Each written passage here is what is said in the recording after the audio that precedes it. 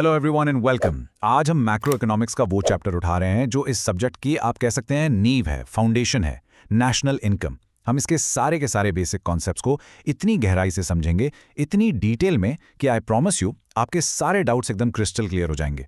तो ये एक फुल रिवीजन लेक्चर है, इसलिए पेन और पेपर लेकर रेडी हो जाओ, क्योंकि हर एक कॉन्सेप्ट आगे जाकर, चाहे वो इनकम एंड एम्प्लॉयमेंट हो या बैलेंस ऑफ पेमेंट्स, हर जगह काम आने वाला है।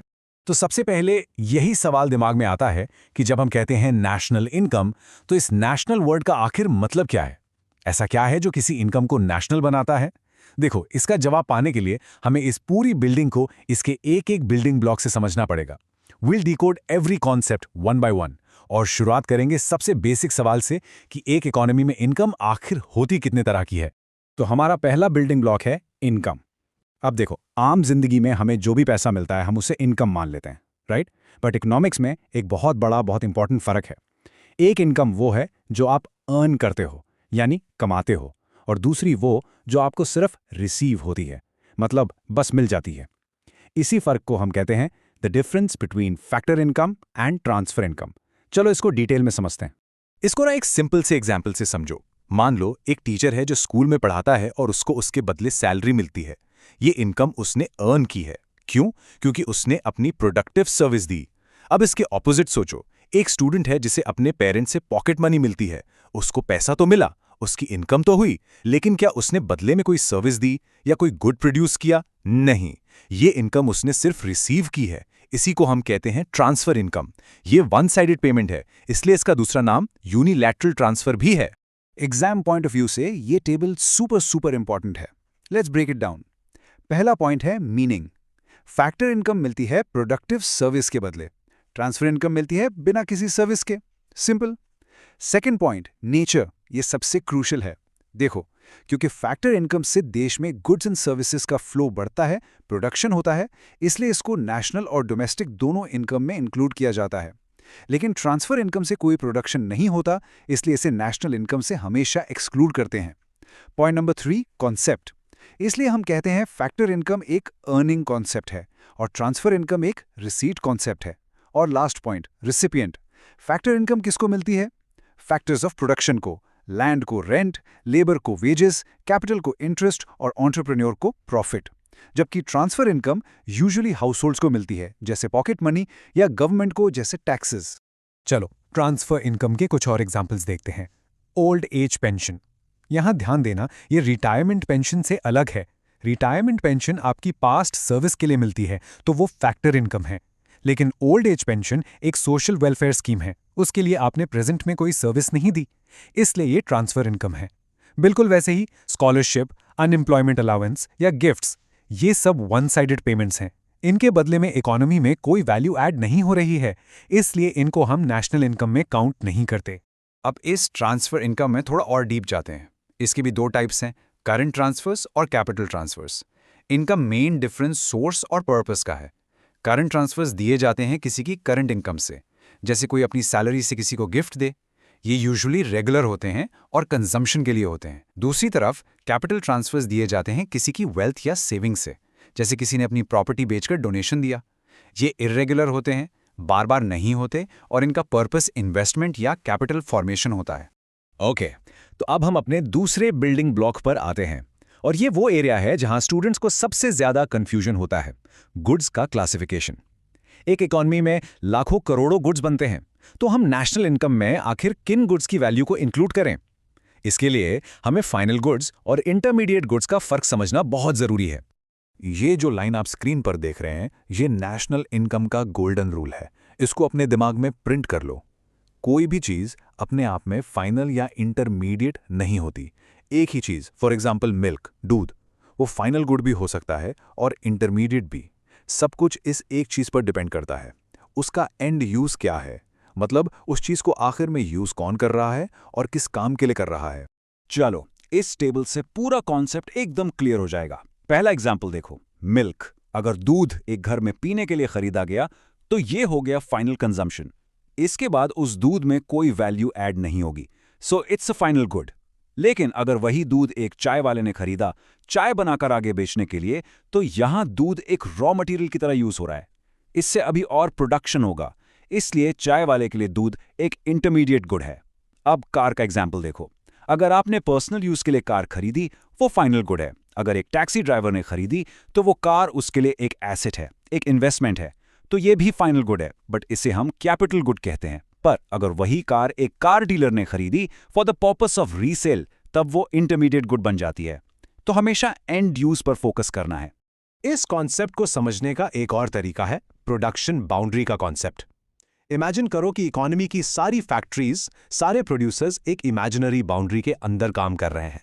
जब तक कोई गुड इस बाउंड्री के अंदर रहता है और एक प्रोड्यूसर से दूसरे प्रोड्यूसर के पास जाता है, तब तक उसमें वैल्यू ऐड होती रहती है। फॉर एग्जाम्पल, किसान से गेहूं मिल के पास गया, मिल से आटा बेकर के पास गया।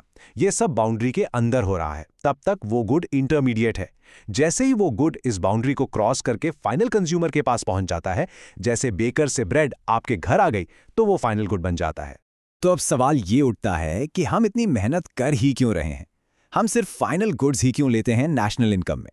इसका जवाब है एक बहुत बड़ी प्रॉब्लम से बचने के लिए, जिसे कहते हैं the problem of double counting. सोचो, एक किसान ने 500 रुपए का गेहूं बेचा, मिल वाले ने उसका 700 रुपए का आटा बनाया और बेकर ने उस आटे से 1000 रुपए की ब्रेड बनाई। अगर हम इन तीनों वैल्यूज को ऐड कर दें, 500 प्लस 700 प्लस 1000, तो टोटल आएगा 2200 रुपए। बट इसमें गेहूं की वैल्यू 3 बार काउंट हो गई और आटे की वैल्यू 2 बार। इससे नेशनल इनकम की वैल्यू गलत और बहुत ज्यादा इन्फ्लेट हो जाएगी। इससे बचने के लिए हम सिर्फ फाइनल गुड यानी ब्रेड की वैल्यू 1000 रुपए लेते हैं, क्योंकि उसमें पिछली सारी वैल्यूज ऑलरेडी इंक्लूडेड हैं। ये टेबल आपके क्विक रिवीजन के लिए परफेक्ट है। इसका स्क्रीनशॉट ले लो, बहुत काम आएगा। फाइनल गुड्स कंजम्पशन या इन्वेस्टमेंट के लिए यूज होते हैं, जबकि इंटरमीडिएट गुड्स रीसेल या फर्दर प्रोडक्शन के लिए। फाइनल गुड्स फाइनल यूजर के लिए रेडी होते हैं, जबकि इंटरमीडिएट में अभी वैल्यू ऐड होना बाकी है। सबसे important point, final goods national income में इंक्लूड होते हैं, इंटरमीडिएट गुड्स नहीं होते। और लास्ट में, फाइनल गुड्स प्रोडक्शन बाउंड्री को क्रॉस कर चुके हैं, जबकि इंटरमीडिएट अभी भी उसके अंदर हैं। अब ये जो फाइनल गुड्स हैं, इनको भी हम 2 मेन कैटेगरीज में डिवाइड कर सकते हैं। पहला, कंजम्पशन गुड्स। ये वो गुड्स हैं जो हम जैसे कंज्यूमर्स अपनी वांट्स को डायरेक्टली सेटिस्फाई करने के लिए खरीदते हैं, जैसे ब्रेड, बटर, टीवी। दूसरा, कैपिटल गुड्स। ये वो गुड्स हैं जो प्रोड्यूसर्स खरीदते हैं आगे और गुड्स एंड सर्विसेज बनाने के लिए, जैसे मशीन्स, ट्रक्स या फैक्ट्री की बिल्डिंग। ये प्रोड्यूसर के लिए एक इन्वेस्टमेंट है। अब इन कंजम्पशन गुड्स की भी 4 कैटेगरीज हैं बेस्ड ऑन देयर लाइफ।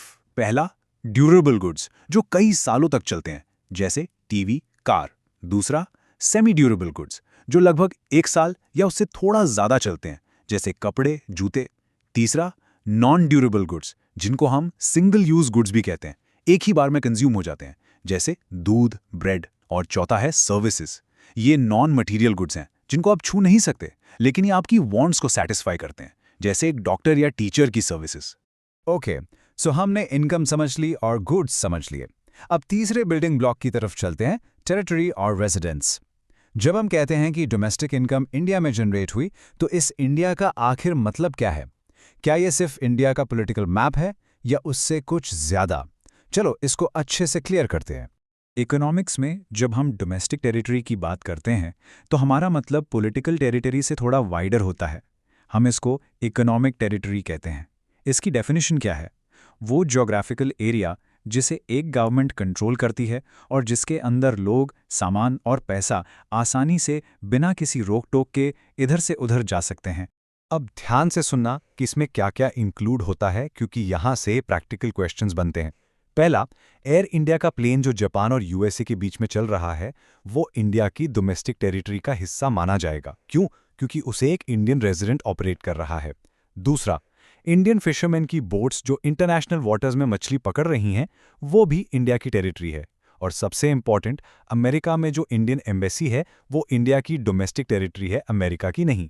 यहाँ जो भी इनकम जनरेट होगी, वो इंडिया की डोमेस्टिक इनकम में आएगी। और इसका बिल्कुल उल्टा भी अच्छे से समझो। दिल्ली में जो जापानीज एम्बेसी है या अमेरिकन एम्बेसी है, वो फिजिकली इंडिया में हैं, नो डाउट, लेकिन वो इंडिया की डोमेस्टिक टेरिटरी का पार्ट नहीं है। वो जापान और अमेरिका की टेरिटरी मानी जाती है। वहां जनरेट हुई इनकम उन देशों की डोमेस्टिक इनकम होगी। Same logic applies to international organisations. India में लोकेटेड वर्ल्ड हेल्थ ऑर्गेनाइजेशन का ऑफिस इंडिया की डोमेस्टिक टेरिटरी का पार्ट नहीं है। ओके, अब आते हैं नॉर्मल रेजिडेंट के कॉन्सेप्ट पर। पहले तो ये क्लियर कर लो कि नॉर्मल रेजिडेंट और सिटीजन ये दो अलग अलग चीजें हैं। इकोनॉमिक्स में नॉर्मल रेजिडेंट बनने के लिए दो कंडीशंस हैं और दोनों का पूरा होना जरूरी है। कंडीशन 1, वो इंसान या कंपनी उस देश में 1 साल से ज्यादा समय से रह रहा हो, एंड कंडीशन 2, उसका सेंटर ऑफ इकोनॉमिक इंटरेस्ट भी उसी देश में होना चाहिए। अब सेंटर ऑफ इकोनॉमिक इंटरेस्ट का सिंपल मतलब है कि वो अपनी basic economic activities, earning, spending and saving सब उसी देश से करता हो। दोनों कंडीशंस इंपॉर्टेंट है।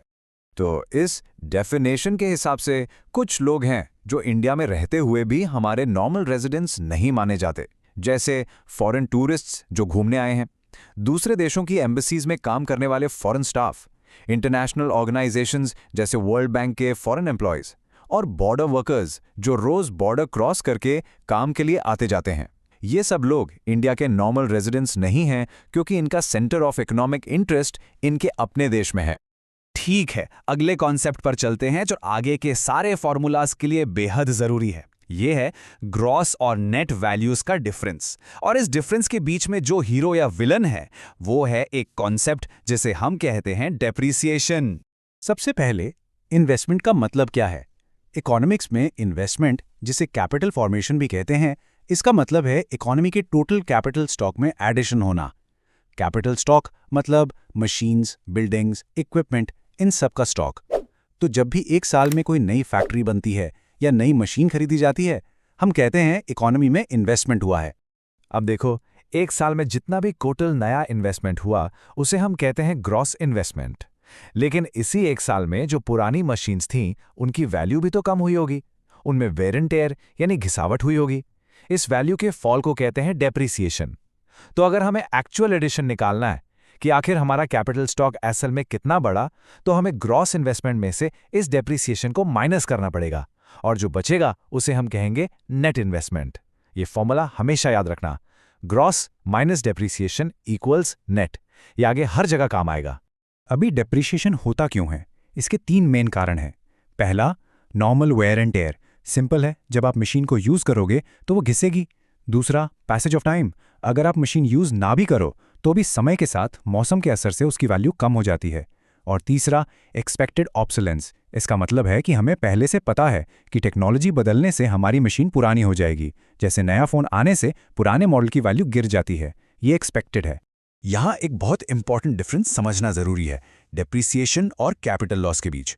देखो, डेप्रिसिएशन एक्सपेक्टेड होता है, हमें पता है मशीन घिसेगी, इसलिए प्रोड्यूसर्स इसके लिए पहले से ही एक फंड बनाकर रखते हैं जिसे प्रोविजन फॉर डेप्रिसिएशन कहते हैं। इसलिए ये प्रोडक्शन प्रोसेस का हिस्सा है। लेकिन कैपिटल लॉस अनएक्सपेक्टेड होता है। अचानक से अर्थक्वेक आ गया, फैक्ट्री में आग लग गई या चोरी हो गई, ये अनफोर्सीन है। इसके लिए कोई प्रोविजन नहीं बनाया जाता और ये प्रोडक्शन प्रोसेस को रोक देता है, डिस्टर्ब करता है। Okay, next building block. सोचो एक चीज को बनाने का खर्चा, जिसे हम फैक्टर कॉस्ट कहते हैं, और जिस कीमत पर वो मार्केट में बिकती है यानी मार्केट प्राइस। ये दोनों यूजुअली अलग अलग होते हैं। ऐसा क्यों? क्योंकि इनके बीच में आती है गवर्नमेंट। चलो देखते हैं कैसे। गवर्नमेंट गुड्स और सर्विसेज पर 2 तरह से असर डालती है। पहला, वो उन पर इनडायरेक्ट टैक्सेस लगाती है, जैसे जीएसटी। इससे चीज़ों का प्राइस बढ़ जाता है। दूसरा, गवर्नमेंट कुछ ज़रूरी चीज़ों पर छूट देती है, जिसे कहते हैं सब्सिडी। जैसे एलपीजी सिलेंडर पर सब्सिडी मिलती है, इससे चीज़ों का प्राइस कम हो जाता है। तो इन दोनों का जो नेट इफेक्ट है, यानी इनडायरेक्ट टैक्सेस माइनस सब्सिडीज, उसे ही हम कहते हैं नेट इनडायरेक्ट टैक्सेस या शॉर्ट में एनआईटी। तो अब इनको कनेक्ट करना बहुत सिंपल है। फैक्टर कॉस्ट वो कॉस्ट है जो प्रोड्यूसर ने पे की, मान लो 100 रुपए। अब इसके ऊपर गवर्नमेंट ने 10 रुपए का टैक्स लगा दिया, तो प्रोड्यूसर अब इसको मार्केट में 110 का बेचेगा। मार्केट प्राइस हो गया 110। सिंपल। इसीलिए हमारा फॉर्मूला बनता है factor cost plus net indirect taxes equals market price. इस लॉजिक को याद रखना। एफसी से एमपी पर जाना है तो एनआईटी प्लस करो, और एमपी से एफसी पर वापस आना है तो एनआईटी माइनस करो। और अब हम आते हैं अपने आखिरी और सबसे इंपॉर्टेंट बिल्डिंग ब्लॉक पर। हमने डोमेस्टिक का मतलब समझ लिया है, अब हम नेशनल का असली मतलब समझेंगे। वी विल सी कि डोमेस्टिक इनकम और नेशनल इनकम में क्या फ़र्क है और इनको आपस में कन्वर्ट कैसे करते हैं। इन दोनों कॉन्सेप्ट्स के बीच का जो ब्रिज है, जो पुल है, उसे कहते हैं net factor income from abroad या NFIA। इसको ध्यान से समझो। हमारे नॉर्मल रेजिडेंट्स जैसे स्टेट बैंक ऑफ इंडिया ने अमेरिका में ब्रांच खोली और प्रॉफिट कमाया, ये है फैक्टर इनकम फ्रॉम अब्रॉड। दूसरी तरफ एक अमेरिकन कंपनी जैसे गूगल ने इंडिया में ऑफिस खोला और यहाँ से प्रॉफिट कमाया। ये है फैक्टर इनकम टू अब्रॉड। इन दोनों का जो डिफरेंस है फ्रॉम -2, उसे ही हम NFIA कहते हैं। ये पॉजिटिव, नेगेटिव या जीरो कुछ भी हो सकता है। अब फाइनल फॉर्मूला देखो, इससे सारी कहानी कनेक्ट हो जाएगी। डोमेस्टिक इनकम वो इनकम है जो हमारी डोमेस्टिक टेरिटरी के अंदर जनरेट हुई, चाहे उसे किसी इंडियन ने कमाया हो या फॉरेनर ने। यहाँ टेरिटरी इंपॉर्टेंट है। लेकिन जब हम इस डोमेस्टिक इनकम में बाहर से कमाई नेट इनकम यानी NFIA को ऐड कर देते हैं तो हमें मिलती है नेशनल इनकम। नेशनल इनकम वो इनकम है जो सिर्फ और सिर्फ हमारे नॉर्मल रेजिडेंट्स ने कमाई है, चाहे उन्होंने इंडिया में कमाई हो या इंडिया के बाहर। यहाँ रेजिडेंट इंपॉर्टेंट है। तो डोमेस्टिक से नेशनल पर जाना है तो NFIA ऐड कर दो, दैट्स इट। अब ये जो NFIA है ये 3 चीज़ों से बनता है। पहला, नेट कॉम्पेंसेशन ऑफ एम्प्लॉयज़, मतलब जो इंडियंस बाहर काम करके सैलरी लाते हैं माइनस जो फॉरेनर्स यहाँ काम करके सैलरी ले जाते हैं। दूसरा, net income from property and entrepreneurship, मतलब हमारे रेजिडेंट्स ने जो बाहर से रेंट, इंटरेस्ट या प्रॉफिट कमाया माइनस जो फॉरेनर्स ने यहाँ से कमाया। और तीसरा, नेट रिटेन्ड अर्निंग्स, मतलब हमारी कंपनीज की वो सेविंग्स जो अब्रॉड हैं माइनस फॉरेन कंपनीज की वो सेविंग्स जो इंडिया में हैं। तो ये थे वो सारे बिल्डिंग ब्लॉक्स, वो बेसिक कॉन्सेप्ट्स जिनको जोड़े बिना आप नेशनल इनकम की बिल्डिंग को नहीं समझ सकते। हमने समझा factor versus transfer income, final versus intermediate goods, domestic territory, normal resident, depreciation, NIT और NFIA। इन सारे कॉन्सेप्ट्स को और इनके रिलेशनशिप्स को अच्छे से रिवाइज करना, खासकर ये 3 कन्वर्जन्स, ग्रॉस से नेट, डोमेस्टिक से नेशनल और फैक्टर कॉस्ट से मार्केट प्राइस, ये नेशनल इनकम के न्यूमेरिकल्स की आत्मा है। इनको मास्टर कर लो एंड आई गारंटी यू आगे के चैप्टर्स बहुत आसान हो जाएंगे। मिलते हैं अगले लेक्चर में। Thank you. Starting with the most important and foundational unit of all, national income and related aggregates। देखो ये यूनिट ऐसी है ना कि इसमें थ्योरी भर भर के है और इसमें न्यूमेरिकल्स भी उतने ही ज़्यादा हैं। तो इसको हम बहुत आराम से स्टेप बाय स्टेप समझेंगे ताकि एक भी कंसेप्ट, छोटा सा भी कंसेप्ट मिस ना हो। तो चलो, ये है हमारा आज का road map, a sort of plan of action. आज के इस एक्सप्लेनर में हम ये 6 टॉपिक्स 1 बाय 1 इन डिटेल पूरी गहराई में समझेंगे। ट्रस्ट मी, इससे आपका नेशनल इनकम का जो फाउंडेशन है, जो नींव है, वो बिल्कुल सॉलिड हो जाएगी। Okay, so let's get right into it. Alright, let's start with our very first section. आपने क्लास 11th में माइक्रो इकोनॉमिक्स पढ़ा था, राइट? जहां हम छोटी छोटी चीजों की बात करते थे, इंडिविजुअल यूनिट्स की। अब हम उससे एक लेवल ऊपर जा रहे हैं। We are now entering the world of macroeconomics. चलिए देखते हैं कि इन दोनों में आखिर मेन डिफरेंस है क्या। Okay, now what's the core difference here? देखो, एक छोटा सा ट्रिक है। जब हम माइक्रो बोलते हैं तो I stands for individual. Simple. Micro economics में हम इंडिविजुअल लेवल पे बात करते थे, एक सिंगल कंज्यूमर की डिमांड, एक फर्म का प्रॉफिट, एक पर्टिकुलर मार्केट का price. But in macro the A stands for aggregate, और एग्रीगेट का मतलब होता है सम टोटल।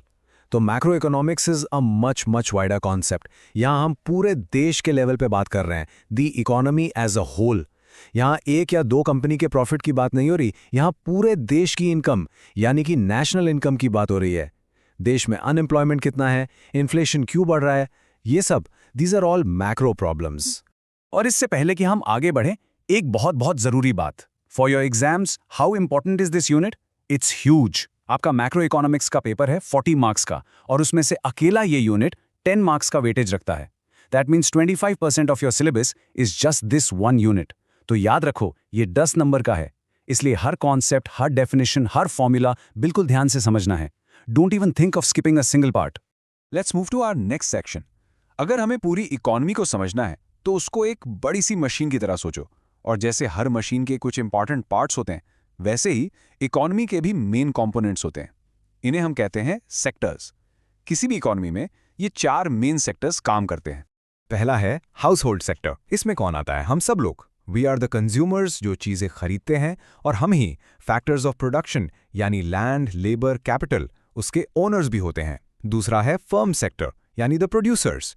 चाहे वो एक छोटी सी दुकान हो या एक बहुत बड़ी कंपनी, जो भी गुड्स एंड सर्विसेज प्रोड्यूस कर रहा है वो फर्म सेक्टर में आता है। तीसरा है of course the government sector. सरकार हमसे टैक्स लेती है और उस पैसे से रोड्स बनाती है, स्कूल्स बनाती है, सब्सिडीज देती है, and it maintains law and order. और चौथा सेक्टर है एक्सटर्नल सेक्टर, जिसको हम रेस्ट ऑफ द वर्ल्ड भी कहते हैं।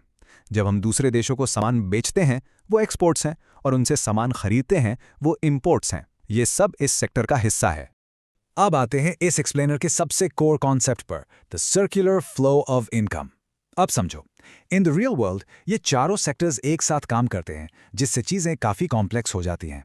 तो टू मेक थिंग्स सिंपलर, हम इकोनॉमिक्स में एक मॉडल बनाते हैं। वी एज्यूम कि इकोनॉमी में सिर्फ दो ही सेक्टर्स हैं, एक हाउस होल्ड यानी हम लोग, और एक फर्म यानी जो सामान बना रही है। Will just keep the government and external sectors aside for now, उन्हें हम बाद में ऐड करेंगे। तो have you ever thought about this question, ये पैसा, ये मनी एक इकोनॉमी में आखिर घूमता कैसे है?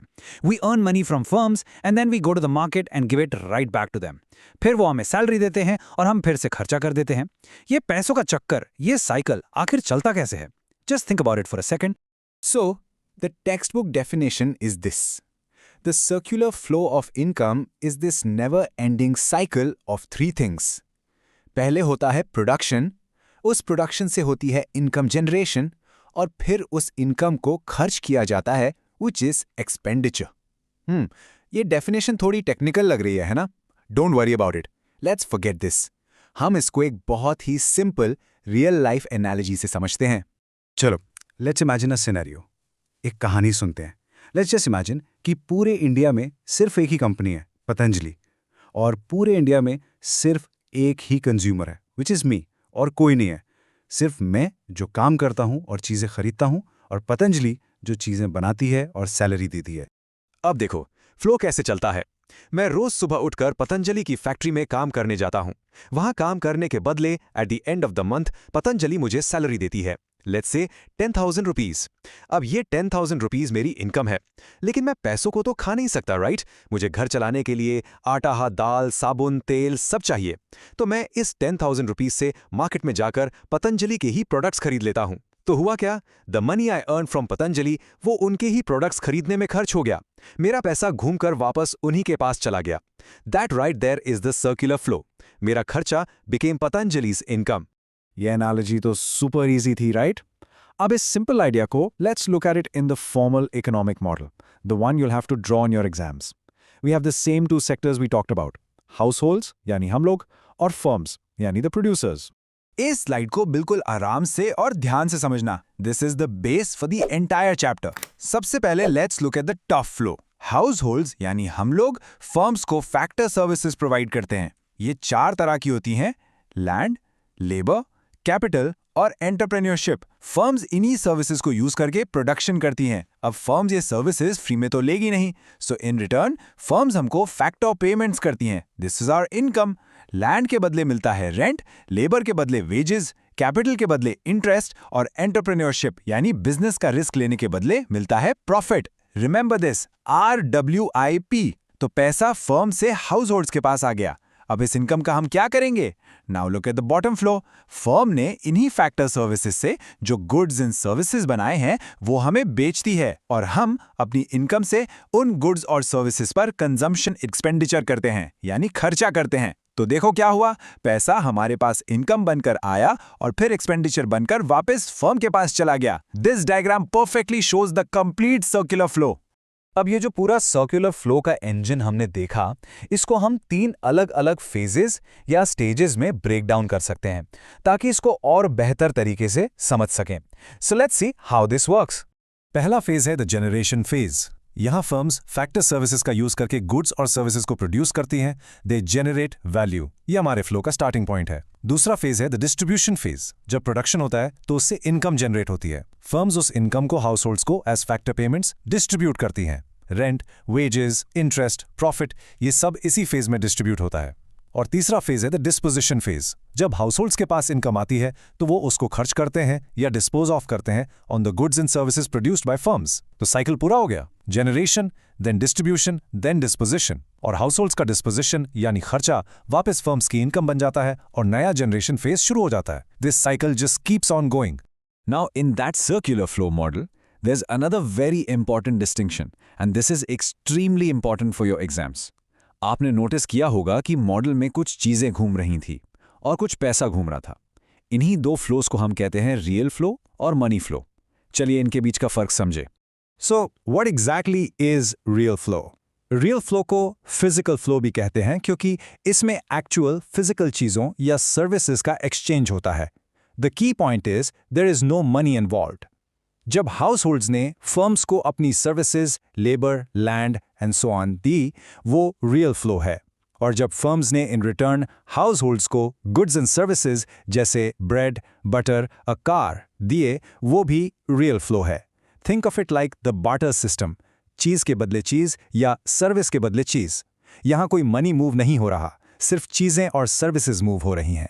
और मनी फ्लो क्या है? This is also called nominal flow. ये रियल फ्लो का ठीक मॉनेटरी काउंटर पार्ट है। You could say it's like it's shadow. जब फर्म्स ने फैक्टर सर्विसेज के बदले हाउस होल्ड्स को फैक्टर पेमेंट्स, वेजेस, रेंट दिए तो पैसा मूव हुआ, ये मनी फ्लो है। और जब हाउस होल्ड्स ने गुड्स एंड सर्विसेज के बदले कंजम्पशन एक्सपेंडिचर किया तब भी पैसा मूव हुआ, ये भी मनी फ्लो है। सीधी सी बात है, जहां भी पैसों का मूवमेंट हो रहा है वो मनी फ्लो है। And notice it always moves in the opposite direction to the real flow. तो here's a quick summary on this slide. ध्यान से देखो, real flow में there's an exchange of goods and services. It's also called physical flow, और it measures the actual volume of production in the economy. जितना ज़्यादा production, उतनी ज़्यादा GDP, उतनी तेज़ी से देश आगे बढ़ेगा. On the other hand, money flow is the exchange of money. It's also called nominal flow, and it measures the money supply in the economy. For an economy to be in balance, these two flows should be equal to each other.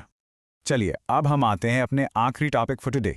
ये एक और सवाल है जो exam में बार बार पूछा जाता है, either as a 1 mark question और a 3 mark distinction, the difference between stock and flow variables.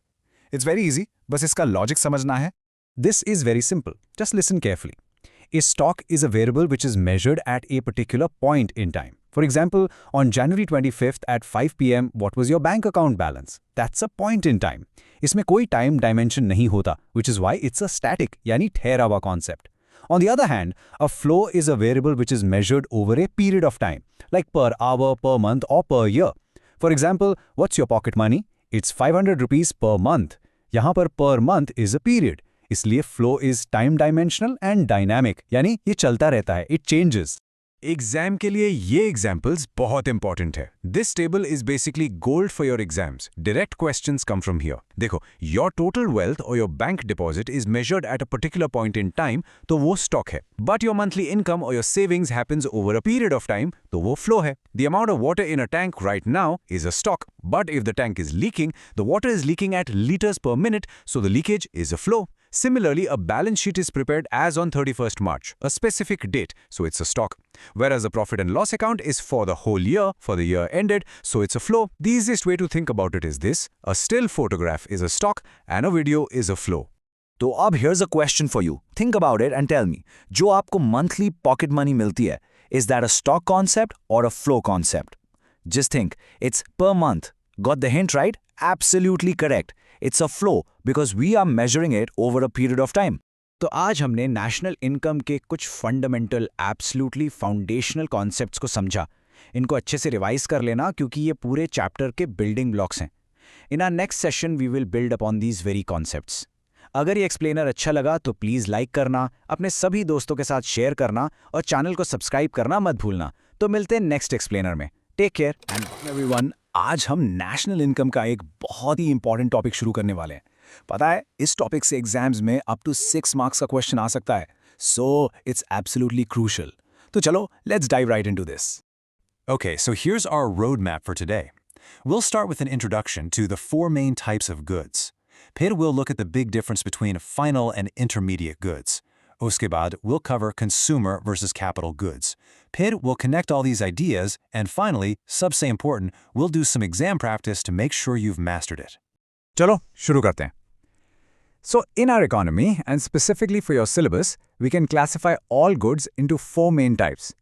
इनको अच्छे से समझना is the first step. ये 4 नाम आपके सामने हैं: final goods, intermediate goods, consumer goods and capital goods. हम एक एक करके इन सबको अच्छे से समझेंगे, what they mean and more importantly, how to identify them. So, pay close attention, okay? Now, let's move to our first major classification. And I'm telling you, this is the most fundamental difference you need to understand. Final versus intermediate goods. तो what are final goods? Simple, ये वो goods हैं जो factory से निकल चुके हैं, completely ready हैं और अब सीधा यूज होंगे। इकोनॉमिस्ट कहते हैं that they have crossed the production boundary.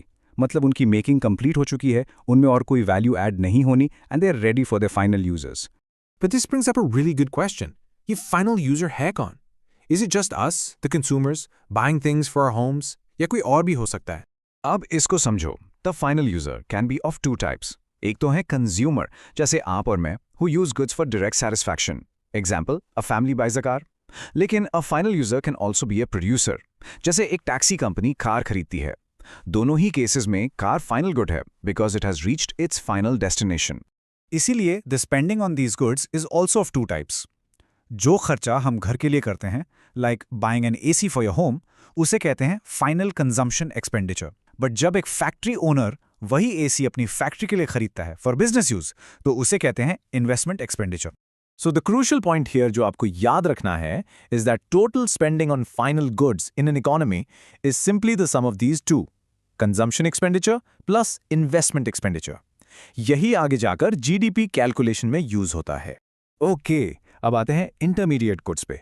ये वो गुड्स हैं जो अभी भी प्रोडक्शन प्रोसेस के अंदर हैं। They are not yet ready for final use, they are still within the production boundary. इनका दो ही काम होता है, या तो ये रॉ मटेरियल की तरह यूज होंगे या फिर इनको रीसेल किया जाएगा in the same year. Exam में ये मत भूलना, this is the golden rule. एक ही good, the exact same item, can be a final good, और वही चीज इंटरमीडिएट गुड भी हो सकती है। It all depends on how it is being used. उसका एंड यूज क्या है, बस वही मैटर करता है। Let's take a simple example, sugar. अगर आप चीनी घर के लिए खरीदते हो फॉर योर टी और कॉफी, तो आप फाइनल यूजर हो, so it's a final good. But अगर एक बेकरी वाला वही शुगर खरीदता है टू मेक बिस्किट्स जो वो आगे बेचेगा, तो उसके लिए शुगर क्या है? It's a raw material, an intermediate good. Simple. Same logic applies to milk. घर पे पिया तो फाइनल गुड, डायरेक्ट कंजम्पशन हो गई। बट अगर एक डेयरी शॉप ओनर मिल्क खरीदता है बेचने के लिए for the purpose of resale, तो उसके लिए वही मिल्क बन जाता है intermediate good. See, end use matters. This is the key. Now, what's really interesting about this slide is that it summarizes everything perfectly for your revision. सारे points important हैं, but I want you to look at the last point very carefully. National income. हम सिर्फ और सिर्फ final goods की value को national income में count करते हैं, intermediate goods को नहीं। क्यों? To avoid the problem of double counting. सोचो, बिस्किट की प्राइस में शुगर की प्राइस ऑलरेडी इंक्लूडेड है। अगर हम दोनों को ऐड करेंगे तो शुगर 2 बार काउंट हो जाएगी। Okay, let's move to our next classification. This one focuses more on the nature of the good itself and, again, its user. अब हम बात करेंगे consumer goods versus capital goods की। Consumer goods are very straightforward. ये वो चीज़ें हैं जो हम अपनी नीड्स और वांट्स को सैटिस्फाई करने के लिए डायरेक्टली यूज करते हैं, जैसे ब्रेड, बटर, क्लोथ्स, टीवी।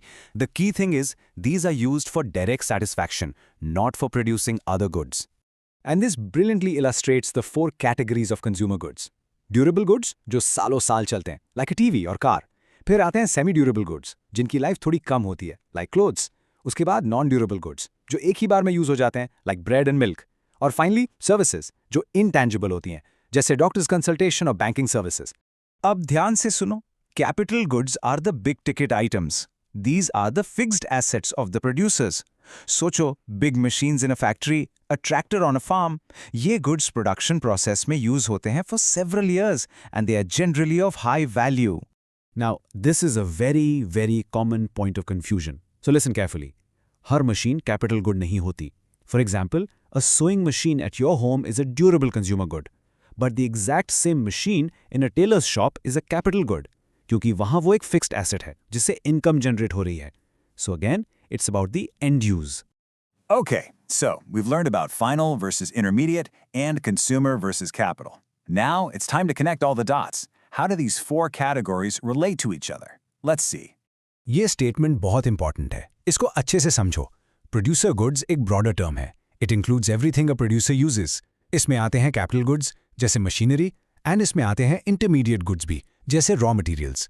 इसीलिए every capital good is a producer good, but not every producer good is a capital good. A raw material is a producer good, but it is not a capital good. So, the crucial point is that both consumer goods and capital goods are types of final goods. देखो, अगर एक final good एक consumer खरीदता है for direct satisfaction, जैसे एक computer for home, तो it's a consumer good. But अगर वही फाइनल गुड एक प्रोड्यूसर खरीदता है for use in production for many years, like a computer for an office, then it becomes a capital good. The distinction simply depends on the final user. चलो, now for the most important part, practice. क्योंकि exam में you don't just have to give the answer, you also have to give the reason. So let's try some questions. Okay, first question. A school buys furniture. सोचो, what will it be? School एक business है, it produces education. But furniture तो सालों साल use होगा. So, is it final or intermediate? The correct answer is final good. And these are the reasons you must write in the exam. 1. It's a fixed asset for the school. 2. It will be used for several years. And 3. It represents an investment expenditure for the school. इसीलिए it's a final good, and more specifically, it's a capital good. What about this one? A mobile phone dealer is buying mobile phones. Soch ka bata. Correct, it's an intermediate good. The key word here, the magic word, is resale. जब भी कोई चीज़ आगे बेचने के लिए खरीदी जाती है, वो हमेशा intermediate good होती है. The dealer is not the final user of the phone. Simple. Let's try a comparison now. Same good, coal, but two different users. एक manufacturing firm और एक household. बिल्कुल सही.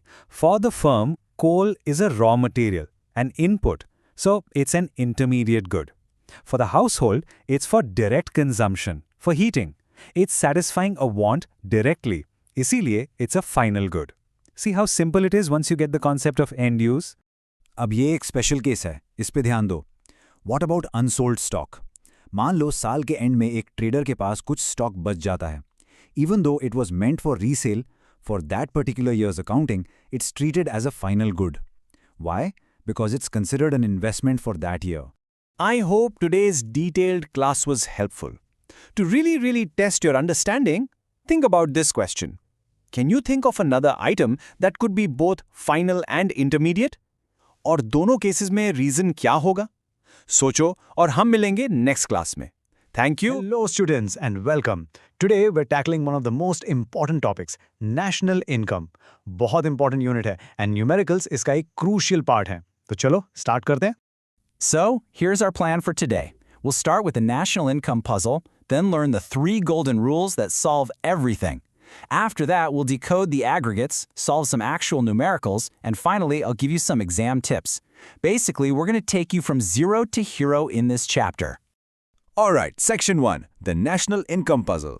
देखो, ये unit usually 10 marks का होता है and इसमें numericals काफी आते हैं. So, let's hit the biggest problem head on, जो डर है कि इस chapter के लिए 16 से भी ज़्यादा formulas रटने पड़ेंगे. I bet you are. मैं जानता हूँ.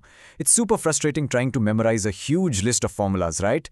और exam के time पे confuse होने का tension अलग से होता है. It's a real headache. But what if I told you there's a much simpler, a much smarter way? Seriously, you don't need to memorize a single formula, not one. The trick is to learn the logic, not the long list. अगर आप logic समझ गए, तो हर numerical solve हो जाएगा. Okay, so let's get into the real secret sauce, the 3 golden rules. ये 3 rules, बस ये 3 आपके सारे numerical solve कर देंगे. यही foundation है. इनको अच्छे से समझो, लिख लो और दिमाग में fit कर लो. Okay, rule number 1, gross versus net. हमेशा याद रखो, gross is the bigger concept और net is the smaller one. इसको salary से समझो. मान वो आपकी gross salary जो CTC होती है, वो है 48,000. बट सारे deductions के बाद जो in hand salary आपको मिलती है, वो है 42,000. तो वो 42,000 आपकी net salary है. Simple. तो gross और net के बीच का difference क्या है? एक ही चीज़, depreciation. Simple logic है. बड़े कॉन्सेप्ट यानी ग्रॉस से छोटे कॉन्सेप्ट यानी नेट पे जाना है तो डेप्रिसिएशन माइनस करो, और छोटे कॉन्सेप्ट नेट से बड़े ग्रॉस पे जाना है तो डेप्रिसिएशन प्लस करो. और हाँ, एग्जाम में इसका एक और नाम यूज होता है, कंजम्पशन ऑफ फिक्स्ड कैपिटल या CFC. तो कंफ्यूज मत होना. Rule number 2, national versus domestic. फिर से, national is the wider bigger concept और डोमेस्टिक छोटा. डोमेस्टिक मतलब इंडिया की ज्योग्राफिकल बाउंड्री के अंदर जो भी इनकम जनरेट हुई. लेकिन नेशनल में हमारे रेजिडेंट्स ने दुनिया में कहीं भी जो कमाया है वो भी इंक्लूड होता है, जैसे अमेरिका में इंडियन एम्बेसी की income. So national is the bigger concept. इन दोनों के बीच का ब्रिज है NFI, यानी net factor income from abroad. Formula आसान है, फेफा माइनस फीटा. मतलब फैक्टर इनकम फ्रॉम अब्रॉड में से factor income to abroad minus कर दो. तो सिंपल कन्वर्जन क्या है, बड़े से छोटा यानी नेशनल टू डोमेस्टिक तो एन फेफा माइनस करो, और छोटे से बड़ा यानी डोमेस्टिक टू नेशनल तो एन फेफा प्लस करो. एक इंपॉर्टेंट पॉइंट याद रखना, अगर एनफेफा नेगेटिव हुआ तो डोमेस्टिक इनकम नेशनल से ज्यादा हो सकती है। ओके, हमारा तीसरा और आखिरी golden rule, market price versus factor cost. MP यानी मार्केट प्राइस वो प्राइस है जो आप कस्टमर बनके मार्केट में पे करते हो, और एफसी यानी फैक्टर कॉस्ट उस चीज को बनाने की एक्चुअल कॉस्ट है। It's pretty obvious, right? Market price हमेशा प्रोडक्शन कॉस्ट से ज्यादा ही होता है। तो इनका डिफरेंस क्या है? नेट इनडायरेक्ट टैक्सेस या एनआईटी। इसका फॉर्मूला है इनडायरेक्ट टैक्सेस माइनस सब्सिडीज। देखो, गवर्नमेंट जीएसटी जैसे टैक्सेस लगाती है जिससे प्राइस बढ़ जाता है, और स्कॉलरशिप्स या पेंशन जैसी सब्सिडीज देती है जिससे कॉस्ट कम हो जाती है। So the logic is the same. बड़े कॉन्सेप्ट एमपी से छोटे एफसी पे जाना है तो एनआईटी माइनस करो, और एफसी से एमपी पे जाना है तो एनआईटी प्लस करो। That's it. Alright, so we've got our 3 golden rules. अब देखते हैं कि ये सब एक साथ कैसे काम करते हैं। इन 3 रूल्स को यूज करके 8 अलग अलग कॉम्बिनेशंस बनते हैं। इन्हीं को हम कहते हैं द नेशनल इनकम एग्रीगेट्स। ये रहे वो 8 एग्रीगेट्स। ध्यान से देखो, हर नाम बस हमारे 3 रूल्स का कॉम्बिनेशन है। फर्स्ट लेटर या तो जी फॉर ग्रॉस होगा या N for net. Second letter या तो डी फॉर डोमेस्टिक होगा या एन फॉर नेशनल, और एंड में या तो एमपी फॉर मार्केट प्राइस होगा या FC for factor cost. It really is that simple. No need to memorise them as separate things. Okay, now this is absolutely crucial. इसको note कर लो। जब भी क्वेश्चन में डोमेस्टिक इनकम कैलकुलेट करने को कहा जाए, इसका मतलब है कि आपको एनडीपी-एफसी ही निकालना है। No questions asked. दिमाग में सेट कर लो, डोमेस्टिक इनकम मतलब एनडीपी-एफसी। और बिल्कुल उसी तरह एक और की आइडेंटिटी है, जब भी क्वेश्चन नेशनल इनकम पूछे, इसका मतलब हमेशा एनएनपीएफसी होता है, ऑलवेज। तो अच्छे से याद कर लो, domestic income is NDPFC and national income is NNPFC. Simple. Okay, theory काफी हो गई। चलो अब इस थियरी को प्रैक्टिस में लाते हैं। We're going to apply our 3 golden rules to solve some real exam-style questions step by step. So, here's problem number 1. हमें एनडीपी-एफसी की वैल्यू दी हुई है और कुछ और आइटम्स भी, और हमें कैलकुलेट करना है जीडीपी-एमपी एंड जेएनपी-एमपी। एक बेस्ट प्रैक्टिस हमेशा याद रखो, जो भी कैलकुलेट करना है उसको इक्वेशन के लेफ्ट साइड पर रखो। Okay, first part, find GDP-MP. Given क्या है? एनडीपी-एफसी। चलो फॉर्मूला बनाते हैं। नेट से ग्रॉस पे जाना है तो विल ऐड डिप्रिसिएशन। डोमेस्टिक से डोमेस्टिक सेम है, so no change. Factor cost से मार्केट प्राइस पे जाना है तो विल ऐड एनआईटी। तो हमारा फॉर्मूला बन गया GDP-MP equals NDP-FC plus depreciation plus NIT. अब चलो वैल्यूज डालते हैं। एनडीपी-एफसी इज 300, डेप्रिसिएशन, क्वेश्चन में कंजम्पशन ऑफ फिक्स्ड कैपिटल लिखा है, वो है 70। एनआईटी डायरेक्टली नहीं दिया है, so we calculated. Indirect tax, which is GST, is 20 minus subsidies, which is old age pension, at 30. तो NIT हो गया -10. So 300 plus 70 plus -10 gives us 360 crores. देखो, गलती यहाँ computation में ही होती है. So be very careful with your plus and minus signs. Okay, now for part B, calculate GNP-MP. फिर से हम NDP-FC से स्टार्ट करेंगे। नेट से ग्रॉस प्लस डेप्रिसिएशन, डोमेस्टिक से नेशनल प्लस NFIA, और फैक्टर कॉस्ट से मार्केट प्राइस प्लस NIT। यहाँ तीनों कन्वर्जन्स लगेंगे। चलो सॉल्व करते हैं। NDP-FC is 300, depreciation is 70, NFI calculate करना पड़ेगा। Factor income from abroad 25 minus factor income to abroad 15 gives us 10, और NIT हमने पहले ही निकाला था -10। So the equation becomes 300 plus 70 plus 10 plus minus 10. The answer is 370 crores. But wait, let me show you a pro tip. Exam में time बचाना बहुत जरूरी है। हमने अभी GDMP कैलकुलेट किया ना, हम उसको यूज करके GNPMP निकाल सकते हैं, and it's much faster. देखो, this is the smart way. GDP MP and GNP MP में क्या डिफरेंस है? सिर्फ डी और एन का। G and MP are the same. तो हमें बस डोमेस्टिक को नेशनल में कन्वर्ट करना है बाय एडिंग NFIA। जीडीपी-एमपी था 360, NFIA है 10, 360 प्लस 10 इज 370 crores। देखा, आंसर सेम है, बट कैलकुलेशन कितनी शॉर्ट हो गई। एग्जाम में दिस सेव्स प्रेशियस टाइम। चलो एक और क्वेश्चन करते हैं ताकि कॉन्सेप्ट्स बिल्कुल क्रिस्टल क्लियर हो जाएं। इस बार हमें नेशनल इनकम यानी NNP-FC दिया हुआ है, और हमें फाइंड करना है GNP-FC और NDP-MP। Okay, first let's find GNP-FC. Human NNP-FC दिया है। दोनों को कंपेयर करो। सिर्फ पहला लेटर अलग है, नेट से ग्रॉस में जाना है, बाकी नेशनल और फैक्टर कॉस्ट तो सेम है। बहुत सिंपल है ये। तो बस एनएनपीएफसी में डेप्रिसिएशन ऐड करना है। डेप्रिसिएशन यानी कंजम्पशन ऑफ फिक्स्ड कैपिटल है 10 और एनएनपीएफसी है 250। So 250 plus 10 equals 260 crore. हो गया। अब आते हैं सेकंड पार्ट पे, एनडीपी एमपी। हमें एनएनपीएफसी से कन्वर्ट करना है। First letter net to net same है, no conversion. Second letter national से डोमेस्टिक, इसके लिए विल सब्ट्रैक्ट एनएफआईए। और आखिरी फैक्टर कॉस्ट से मार्केट प्राइस, इसके लिए will add NIT. Let's plug in the numbers. NNPFC is 250. This time, NFI is directly given as 75. So हमें minus करना है 75. अब NIT. Indirect taxes में दो चीजें हैं. Import duty which is 25 and GST which is 125. दोनों को ऐड करो, फिर subsidies जो 30 है उसको माइनस करो. So NIT is 25 plus 125 minus 30 which comes to 120. So हमारा final calculation है 250 minus 75 plus 120 which gives us 295 crores. Okay, we're almost done. Finally, let's go over some really important points. Exam में ये मत भूलना, because सबसे ज्यादा common mistakes इन्हीं छोटी छोटी डिटेल्स में होती हैं। फर्स्ट ट्रैप, अगर क्वेश्चन में एनआईटी या इन्फा की वैल्यू डायरेक्ट दी है तो उसके इंडिविजुअल पार्ट्स जैसे टैक्सेस या इन्फा को इग्नोर कर देना। सेकंड, अगर क्वेश्चन में net factor income to abroad लिखा है फ्रॉम की जगह तो वैल्यू का साइन चेंज कर देना, प्लस को माइनस, माइनस को प्लस। थर्ड, इनकम टैक्स एक डायरेक्ट टैक्स है, इसको एनआईटी कैलकुलेट करते टाइम मत ले लेना। और सबसे इंपॉर्टेंट, क्वेश्चन से नंबर्स कॉपी करते वक्त डबल चेक जरूर करना। चलो एक क्विक रिवीजन। डेप्रिसिएशन का दूसरा नाम है consumption of fixed capital. Domestic income हमेशा एनडीपीएफसी है, नेशनल इनकम हमेशा एनएनपीएफसी है। दोनों के बीच का डिफरेंस एनएफआईए है। और सबसे जरूरी, practice practice and more practice. जितना प्रैक्टिस करोगे उतनी स्पीड और एक्यूरेसी बढ़ेगी। तो बस एंड में मैं एक ही बात कहूंगा, फॉर्मूलाज मत रटो, लॉजिक समझो। इन 3 गोल्डन रूल्स का लॉजिक ही सब कुछ है। अगर वो समझ आ गया तो कोई भी न्यूमेरिकल आपके सामने आ जाए, you will be able to solve it. That's the real key to mastery. I hope this was helpful. See you in the next one. Welcome students, आज हम नेशनल इनकम का एक बहुत important topic production method detail में समझेंगे। ये है हमारा आज का रोड मैप।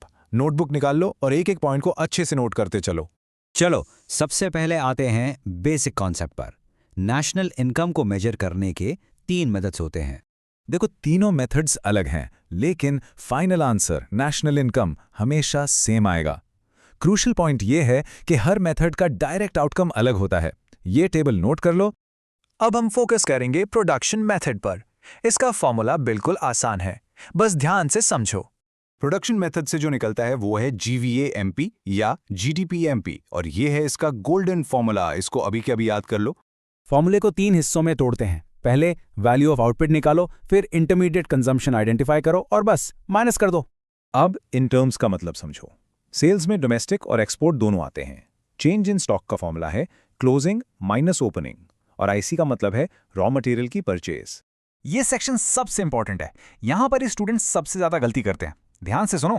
एग्जाम में ये मत भूलना, मशीन की परचेज को हमेशा इग्नोर करना है, क्योंकि वो फाइनल गुड है, लेकिन इलेक्ट्रिसिटी चार्जेस आईसी का पार्ट होते हैं। ये मेरी एडवाइस है, पहले कॉन्सेप्ट और फॉर्मूला, फिर क्वेश्चन। अगर ये स्टेप फॉलो करोगे कोई सवाल गलत नहीं होगा। चलो अब थ्योरी को प्रैक्टिस में लाते हैं। हमारा पहला न्यूमेरिकल। क्वेश्चन में एनवीएफसी पूछा है, लेकिन हम प्रोडक्शन मेथड से पहले हमेशा जीवीएमपी निकालेंगे। ये मजबूरी है। ये हमारा डेटा है, ध्यान से देखो। इसमें परचेस ऑफ मशीनरी भी दिया है, जो एक ट्रैप है। अब स्टेप बाय स्टेप सॉल्व करते हैं। पहले जीवीएमपी निकाला, फिर उसको एनवीएफसी में कन्वर्ट किया। डेप्रिसिएशन नहीं दिया तो 0 मानेंगे। So the crucial point is, हमारा फाइनल आंसर है 108 करोड़। बिल्कुल सिंपल। अब एक अलग टाइप का क्वेश्चन देखते हैं, जिसमें हमें फॉर्मूला का एक कंपोनेंट निकालना है। इस बार हमें वैल्यू ऑफ आउटपुट निकालना है। हमें एनबीए-एफसी दिया है, तो पहले उससे जीवीए-एमपी बनाएंगे। पहले हमने एनवीएफसी को जीवीएम में कन्वर्ट किया, फिर जीवीएम के फॉर्मूला में वैल्यूज डाल दी और हमारा वैल्यू ऑफ आउटपुट आ गया। एंड दिस ब्रिलियंटली इलस्ट्रेट्स कि अगर कॉन्सेप्ट क्लियर है तो आप कोई भी मिसिंग वैल्यू निकाल सकते हो। यह लास्ट टाइप का क्वेश्चन है स्टेटमेंट बेस्ड। थोड़ा लेंदी लगता है, बट है बहुत आसान। चलो देखते हैं। क्वेश्चन है कि ए, बी और सी का जीवीआई अलग अलग निकालो। सिंपल रूल है, एक फर्म के लिए जो सेल है वो दूसरे के लिए परचेज है। इससे टेबल से सब क्लियर हो जाएगा। हम हमारे फर्म की टोटल सेल्स को प्लस करेंगे और टोटल परचेजेस को minus, and this brilliantly illustrates the final value added by each. तो ये रहा फाइनल ब्रेकडाउन, और अगर हम तीनों फर्म्स का GVA ऐड कर दें तो हमें इकोनॉमी का GDP MP मिल जाता है। प्रोडक्शन मेथड के सारे क्वेश्चंस यहाँ खत्म होते हैं। इसको अच्छे से रिवाइज करना और जाते जाते ये सोचना कि सेकंड हैंड गुड्स की सेल को हम नेशनल इनकम में क्यों नहीं गिनते। नेक्स्ट वीडियो में मिलते हैं। Take care, bye bye. Hello friends, कैसे हैं आप सब लोग? Welcome to this detailed explainer. आज हम नेशनल इनकम को मेजर करने का एक और बहुत ही इंपॉर्टेंट तरीका सीखने वाले हैं, जिसका नाम है इनकम मेथड। देखिए, पिछले एक्सप्लेनर में हमने प्रोडक्शन मेथड सीखा था, जो हमें बताता है कि एक इकोनॉमी में कितना प्रोड्यूस हुआ। आज हम बिल्कुल अलग एंगल से देखेंगे कि उस प्रोडक्शन से जो इनकम जनरेट हुई उसको जोड़कर नेशनल इनकम कैसे निकालते हैं। ये अप्रोच बहुत ही लॉजिकल है और एग्जाम पॉइंट ऑफ व्यू से तो एब्सोल्युटली क्रूशल है। हम इसकी थ्योरी, इसके एक एक कंपोनेंट और हर टाइप के न्यूमेरिकल्स को बिल्कुल जीरो से हीरो तक पूरी तरह से मास्टर करेंगे, तो बिल्कुल एंड तक बने रहना। तो ये है हमारा आज का रोड मैप। सबसे पहले हम इनकम मेथड का इंट्रोडक्शन समझेंगे कि ये है क्या और काम कैसे करता है। फिर इसके जो 3 कोर कंपोनेंट्स हैं COE, OS और MI, उनको डिटेल में डीकोड करेंगे। उसके बाद हम प्रैक्टिकल एप्लीकेशन में उतरेंगे और 3 अलग अलग तरह के न्यूमेरिकल सॉल्व करेंगे। एक स्टैंडर्ड क्वेश्चन, एक थोड़ा सिंपलर डायरेक्ट क्वेश्चन, और आखिर में आपसे थोड़ी मेहनत करवाऊंगा एक चैलेंजिंग मिसिंग वैल्यू प्रॉब्लम में। और हाँ, एंड में मैं आपको कुछ गोल्डन रूल्स और एग्जाम टिप्स दूंगा जो आपको फुल मार्क्स स्कोर करने में हेल्प करेंगे। चलिए शुरू करते हैं। Okay, let's start with section 1, introducing the method. चलिए इसमें डाइव करते हैं। देखो, किसी भी न्यूमेरिकल को सॉल्व करने से पहले ना कॉन्सेप्ट की फाउंडेशन को स्ट्रॉन्ग करना बहुत जरूरी है। इनकम मेथड आखिर है क्या, इसका लॉजिक क्या है, और इससे जब हम कैलकुलेशन करते हैं तो हमें नेशनल इनकम का कौन सा एग्रीगेट मिलता है, ये समझना सबसे पहला और सबसे जरूरी काम है। अब ये पॉइंट बहुत बहुत ध्यान से सुनो। ये सबसे इंपॉर्टेंट कंसेप्चुअल डिफरेंस है। याद करो, जब हम प्रोडक्शन मेथड यूज करते थे तो हमें मिलता था GDP at MP, market price पर, है ना। लेकिन इनकम मेथड का लॉजिक अलग है। यहाँ हम फैक्टर्स ऑफ प्रोडक्शन यानी लैंड, लेबर, कैपिटल, एंटरप्रेन्योरशिप की फैक्टर इनकम्स को जोड़ रहे हैं, जैसे रेंट, वेजेस, इंटरेस्ट, प्रॉफिट। क्योंकि हम फैक्टर इनकम्स को सम कर रहे हैं, इसीलिए इस मेथड से जो एग्रीगेट निकलता है वो हमेशा होता है net domestic product at factor cost, यानी NDP एट FC, और इसका दूसरा नाम है डोमेस्टिक इनकम। ये बात अपने दिमाग में फिक्स कर लो। Income method will always give you NDP FC first. और ये है इनकम मेथड का फंडामेंटल फॉर्मूला, इसका हार्ट एंड सोल। हमारी पूरी डोमेस्टिक इनकम यानी NDP FC बस इन 3 चीज़ों का सम है। पहला, कॉम्पेंसेशन ऑफ एम्प्लॉइज, जिसे हम COE कहते हैं, यानी लेबर को मिलने वाली इनकम। दूसरा, ऑपरेटिंग सरप्लस यानी OS, यानी प्रॉपर्टी और एंटरप्राइजशिप से मिलने वाली इनकम। और तीसरा, मिक्स्ड इनकम यानी MI, जो सेल्फ एम्प्लॉयड लोगों की इनकम है। बस इन 3 चीज़ों को ऐड करना है। मैं आपको स्ट्रांगली एडवाइस करूंगा कि इस फॉर्मूले को NDP FC equals COE plus OS plus MI perfectly memorise कर लो। बिल्कुल प्रिंट हो जाना चाहिए दिमाग में। Now let's move on to section 2, the 3 components. अब हम इस फॉर्मूला के तीनों पिलर्स को यानी COE, OS और MI को डिटेल में ब्रेक डाउन करेंगे, क्योंकि एग्जाम्स में एग्जामिनर आपको इतना आसान काम नहीं देगा। अक्सर आपको ये मेन कंपोनेंट्स डायरेक्ट नहीं दिए जाते। इनके सब पार्ट्स को समझना ही हर क्वेश्चन को सही सॉल्व करने का सीक्रेट है। सबसे पहला कंपोनेंट है कॉम्पनसेशन ऑफ एम्प्लॉइज या COE। ये वो सारी पेमेंट्स हैं जो एक एम्प्लॉयर अपने एम्प्लॉइज को उनकी सर्विसेज के लिए देता है। अब देखो, अगर क्वेश्चन में COE डायरेक्ट दिया है तो हमारा काम आसान है, लेकिन अगर नहीं दिया तो आपको इन 2 पार्ट्स को ऐड करना होगा। पहला है वेजेस एंड सैलरीज। इसमें कैश पेमेंट जैसे सैलरी, बोनस और इन काइंड पेमेंट्स जैसे कंपनी कार या रेंट फ्री हाउस सब कुछ आ जाता है। और दूसरा है employers contribution to social security schemes जैसे प्रोविडेंट फंड। अब यहाँ एक बहुत ही क्रूशियल एग्जाम टिप है, इसे रेड पेन से नोट कर लो। हमें सिर्फ और सिर्फ एम्प्लॉयर्स कंट्रीब्यूशन लेना है। अगर क्वेश्चन में एम्प्लॉयज कंट्रीब्यूशन दिया है तो वो एक ट्रैप है, उसे इग्नोर करना है। एग्जामिनर इस पे आपको जरूर कंफ्यूज करने की कोशिश करेगा, पक्का। दूसरा कंपोनेंट है ऑपरेटिंग सरप्लस या OS। सिंपल भाषा में इसको हम income from property and entrepreneurship भी कहते हैं। इसके 2 सोर्सेज हैं। प्रॉपर्टी से इनकम होती है रेंट और रॉयल्टी, और एंटरप्रेन्योरशिप से इनकम होती है इंटरेस्ट और प्रॉफिट। तो इसके ये 4 सब पार्ट्स हैं और रूल यहाँ भी बिल्कुल सेम है। अगर क्वेश्चन में ऑपरेटिंग सरप्लस का मेन फिगर दे दिया है तो हम इन चारों इंडिविजुअल आइटम्स को कंप्लीटली इग्नोर कर देंगे, भले ही वो क्वेश्चन में दिए गए हों। Don't even look at them. लेकिन एक कॉमन सिचुएशन आती है जो स्टूडेंट्स को कंफ्यूज करती है। मान लो क्वेश्चन में रेंट, रॉयल्टी और इंटरेस्ट तो दिया है, लेकिन प्रॉफिट का फिगर गायब है। तो क्या हम उसे जीरो मान लें और आगे बढ़ जाएं? नहीं, बिल्कुल नहीं। प्रॉफिट के अपने 3 सब पार्ट्स होते हैं जिनको हमें ढूंढना पड़ेगा। अगर प्रॉफिट का मेन फिगर मिसिंग है तो आपको इन 3 चीजों को ऐड करके प्रॉफिट कैलकुलेट करना पड़ेगा। सोचो, एक कंपनी जब प्रॉफिट कमाती है तो वो उसके 3 हिस्से करती है। पहला हिस्सा वो सरकार को टैक्स देती है, उसको कहते हैं कॉर्पोरेट टैक्स। दूसरा हिस्सा वो अपने मालिक यानी शेयर होल्डर्स में बांट देती है, उसको कहते हैं डिविडेंड। और जो तीसरा हिस्सा बच जाता है वो फर्म फ्यूचर इन्वेस्टमेंट के लिए अपने पास रख लेती है, उसे कहते हैं अनडिस्ट्रीब्यूटेड प्रॉफिट। इसका एक और नाम है जो एग्जाम्स में कॉमनली यूज होता है, रिटेन्ड अर्निंग्स। तो याद रखना, profit is equal to corporate tax plus dividend plus undistributed profit. और हमारा तीसरा और आखिरी कंपोनेंट है मिक्स्ड इनकम या MI। ये उन लोगों की इनकम है जो सेल्फ एम्प्लॉयड हैं, जैसे डॉक्टर्स, लॉयर्स या एक छोटा किराना स्टोर ओनर। एक छोटे दुकानदार का एग्जाम्पल सोचो ना, वो अपनी ही बिल्डिंग में अपनी ही पैसों से खुद ही काम कर रहा है, तो उसकी जो इनकम आ रही है उसमें रेंट भी है, इंटरेस्ट भी है, उसकी खुद की सैलरी भी है और प्रॉफिट भी है, सब कुछ मिक्स्ड है। उसके लिए ये अलग अलग कैलकुलेट करना ऑलमोस्ट इम्पॉसिबल है। इसीलिए उसकी टोटल इनकम को हम एक अलग कैटेगरी में डालते हैं जिसे कहते हैं mixed income of this self employed. चलिए, सेक्शन 3, सॉल्विंग अ न्यूमेरिकल। अब जब हमारी थियरी बिल्कुल क्रिस्टल क्लियर है तो टाइम है इस नॉलेज को अप्लाई करने का। हम अपना पहला स्टैंडर्ड न्यूमेरिकल एक साथ हर स्टेप को समझते हुए सॉल्व करेंगे। रेडी? Let's go. ये रहा हमारा पहला क्वेश्चन। हमें कैलकुलेट करना है net national product at market price यानी NNP एट MP। अब सुनो, जब भी आपके सामने ऐसा क्वेश्चन आए, सबसे पहला काम है डेटा को स्कैन करके इनकम मेथड के कंपोनेंट्स को आइडेंटिफाई करना।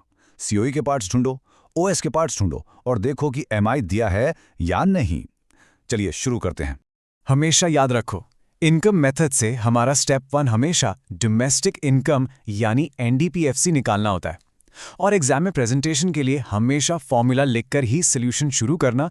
तो हम लिखेंगे NDPFC equals compensation of employees plus operating surplus plus mixed income. ऐसे लिखने से मार्क्स मिलते हैं।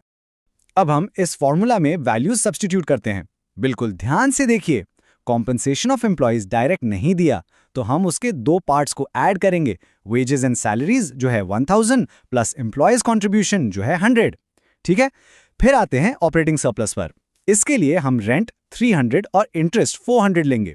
यहां भी प्रॉफिट डायरेक्ट नहीं दिया है तो हम उसके तीनों पार्ट्स को ऐड करेंगे, undistributed profit 50 plus dividend 200 plus corporate tax 50। और मिक्स्ड इनकम इस क्वेश्चन में कहीं नहीं दिया है तो हम उसकी वैल्यू 0 लेंगे। तो COE हुआ 1100 और ऑपरेटिंग सरप्लस हुआ 1000। इन सब को ऐड करने के बाद हमारा NDPFC यानी डोमेस्टिक इनकम की वैल्यू आती है 2100 करोड़। लेकिन रुको, अभी पिक्चर बाकी है।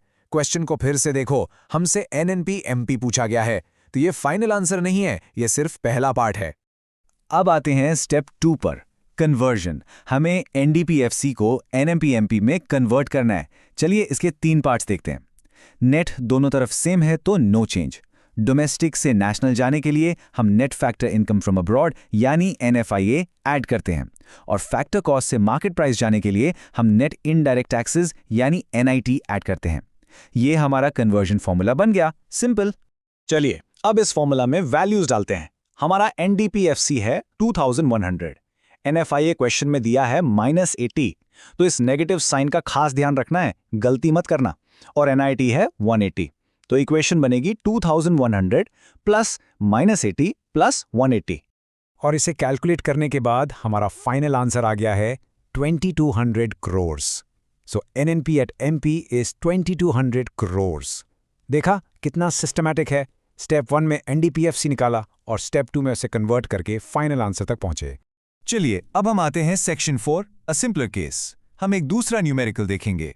ये पहले वाले से थोड़ा डायरेक्ट और आसान है। ऐसा इसलिए क्योंकि इसमें main components COE, OS, MI पहले से ही रेडीमेड दिए हुए हैं।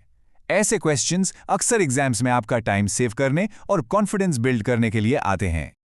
ये रहा हमारा डेटा। ध्यान से देखो, यहाँ compensation of employees, operating surplus और मिक्स्ड इनकम तीनों मेन कंपोनेंट्स की वैल्यू डायरेक्टली दी हुई है।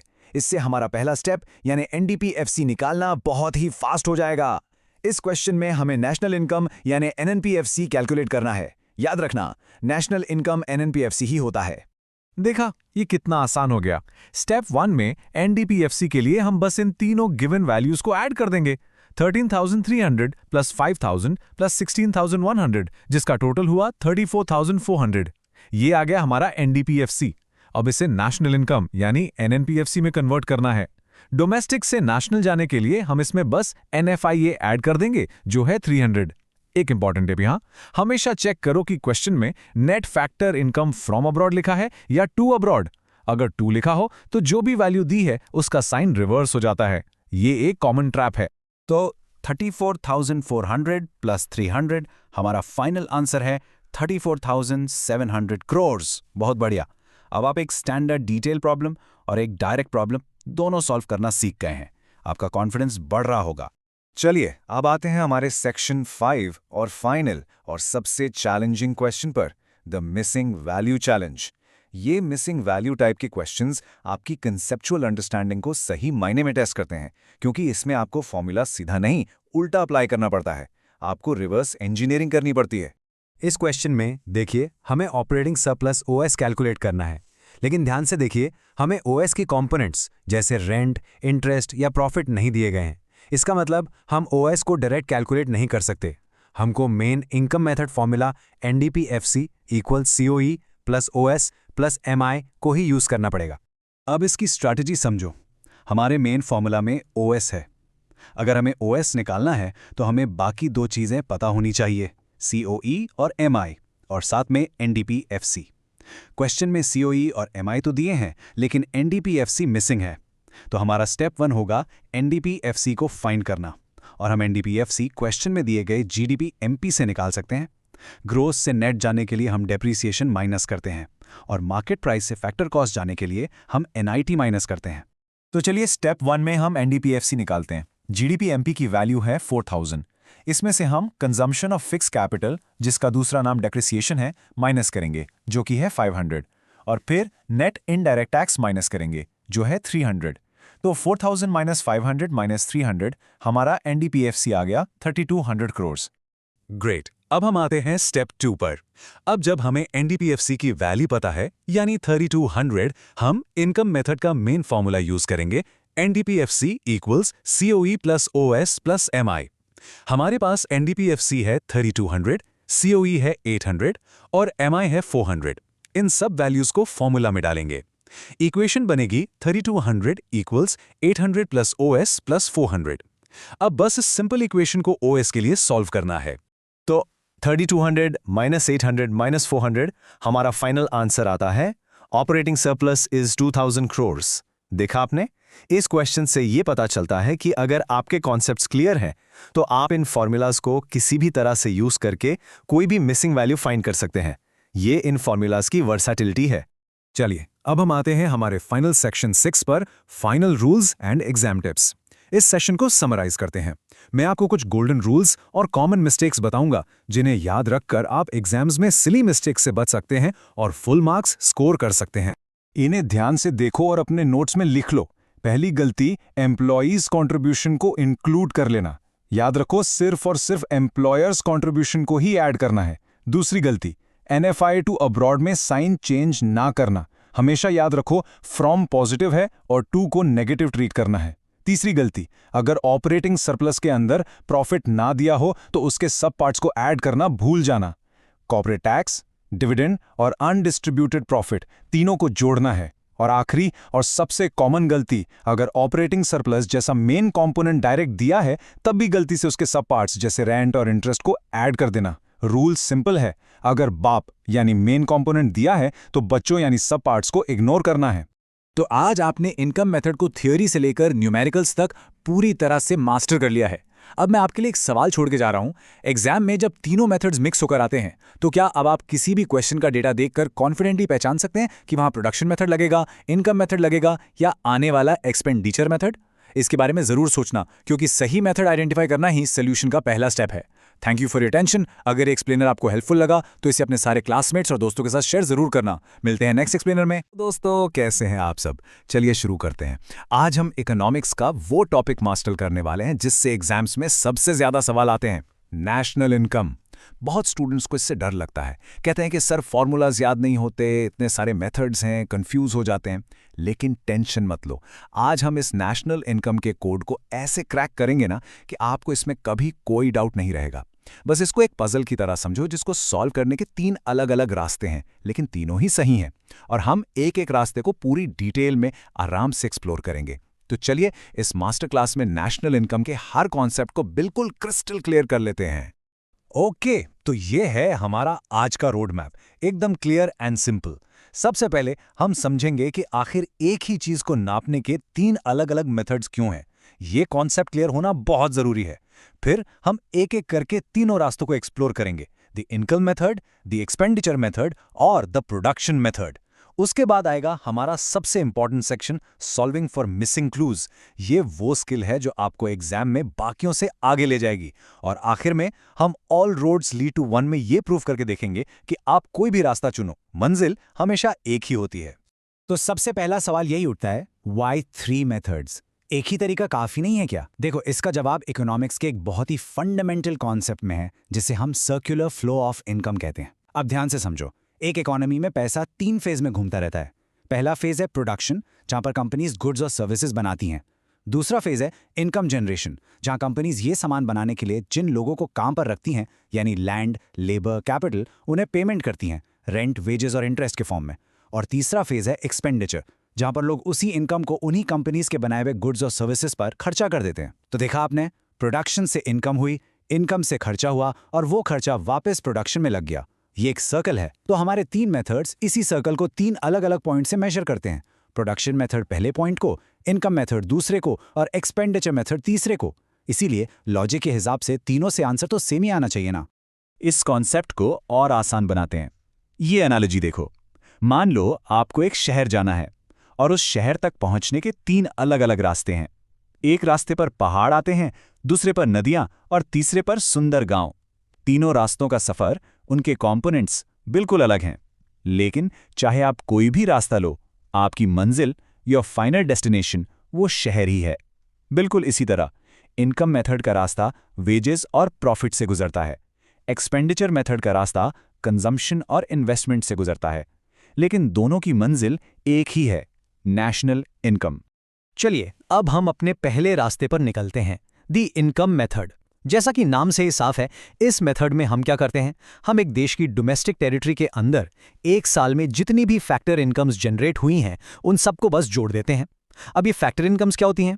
ये वो इनकम है जो फैक्टर्स ऑफ प्रोडक्शन यानी लैंड, लेबर, कैपिटल और एंटरप्राइज अपनी सर्विसेज देने के बदले में कमाते हैं।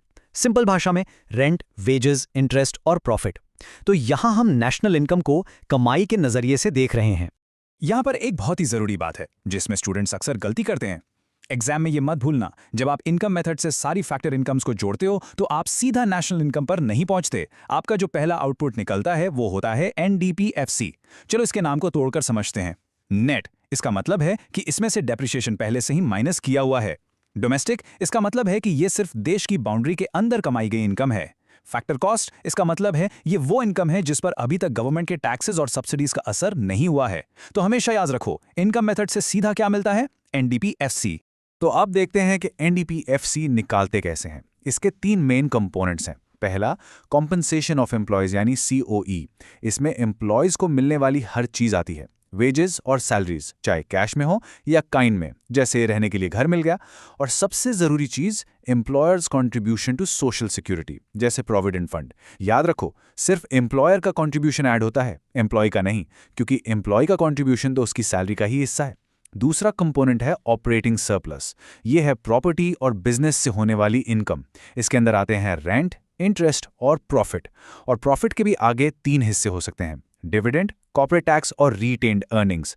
और तीसरा कंपोनेंट है मिक्स्ड इनकम। ये उन लोगों की इनकम है जो सेल्फ एम्प्लॉयड हैं, जैसे डॉक्टर्स, लॉयर्स या छोटे दुकानदार। इसे मिक्स्ड इसलिए कहते हैं क्योंकि उनकी इनकम में वेजेस, रेंट, इंटरेस्ट, प्रॉफिट सब घुला मिला होता है और उन्हें अलग अलग करना मुश्किल होता है। जब आप इन तीनों को जोड़ते हैं, COE plus operating surplus plus mixed income, तो आपको मिलता है NDPFC। चलिए, अब हम अपने दूसरे रास्ते की तरफ चलते हैं, द एक्सपेंडिचर मेथड।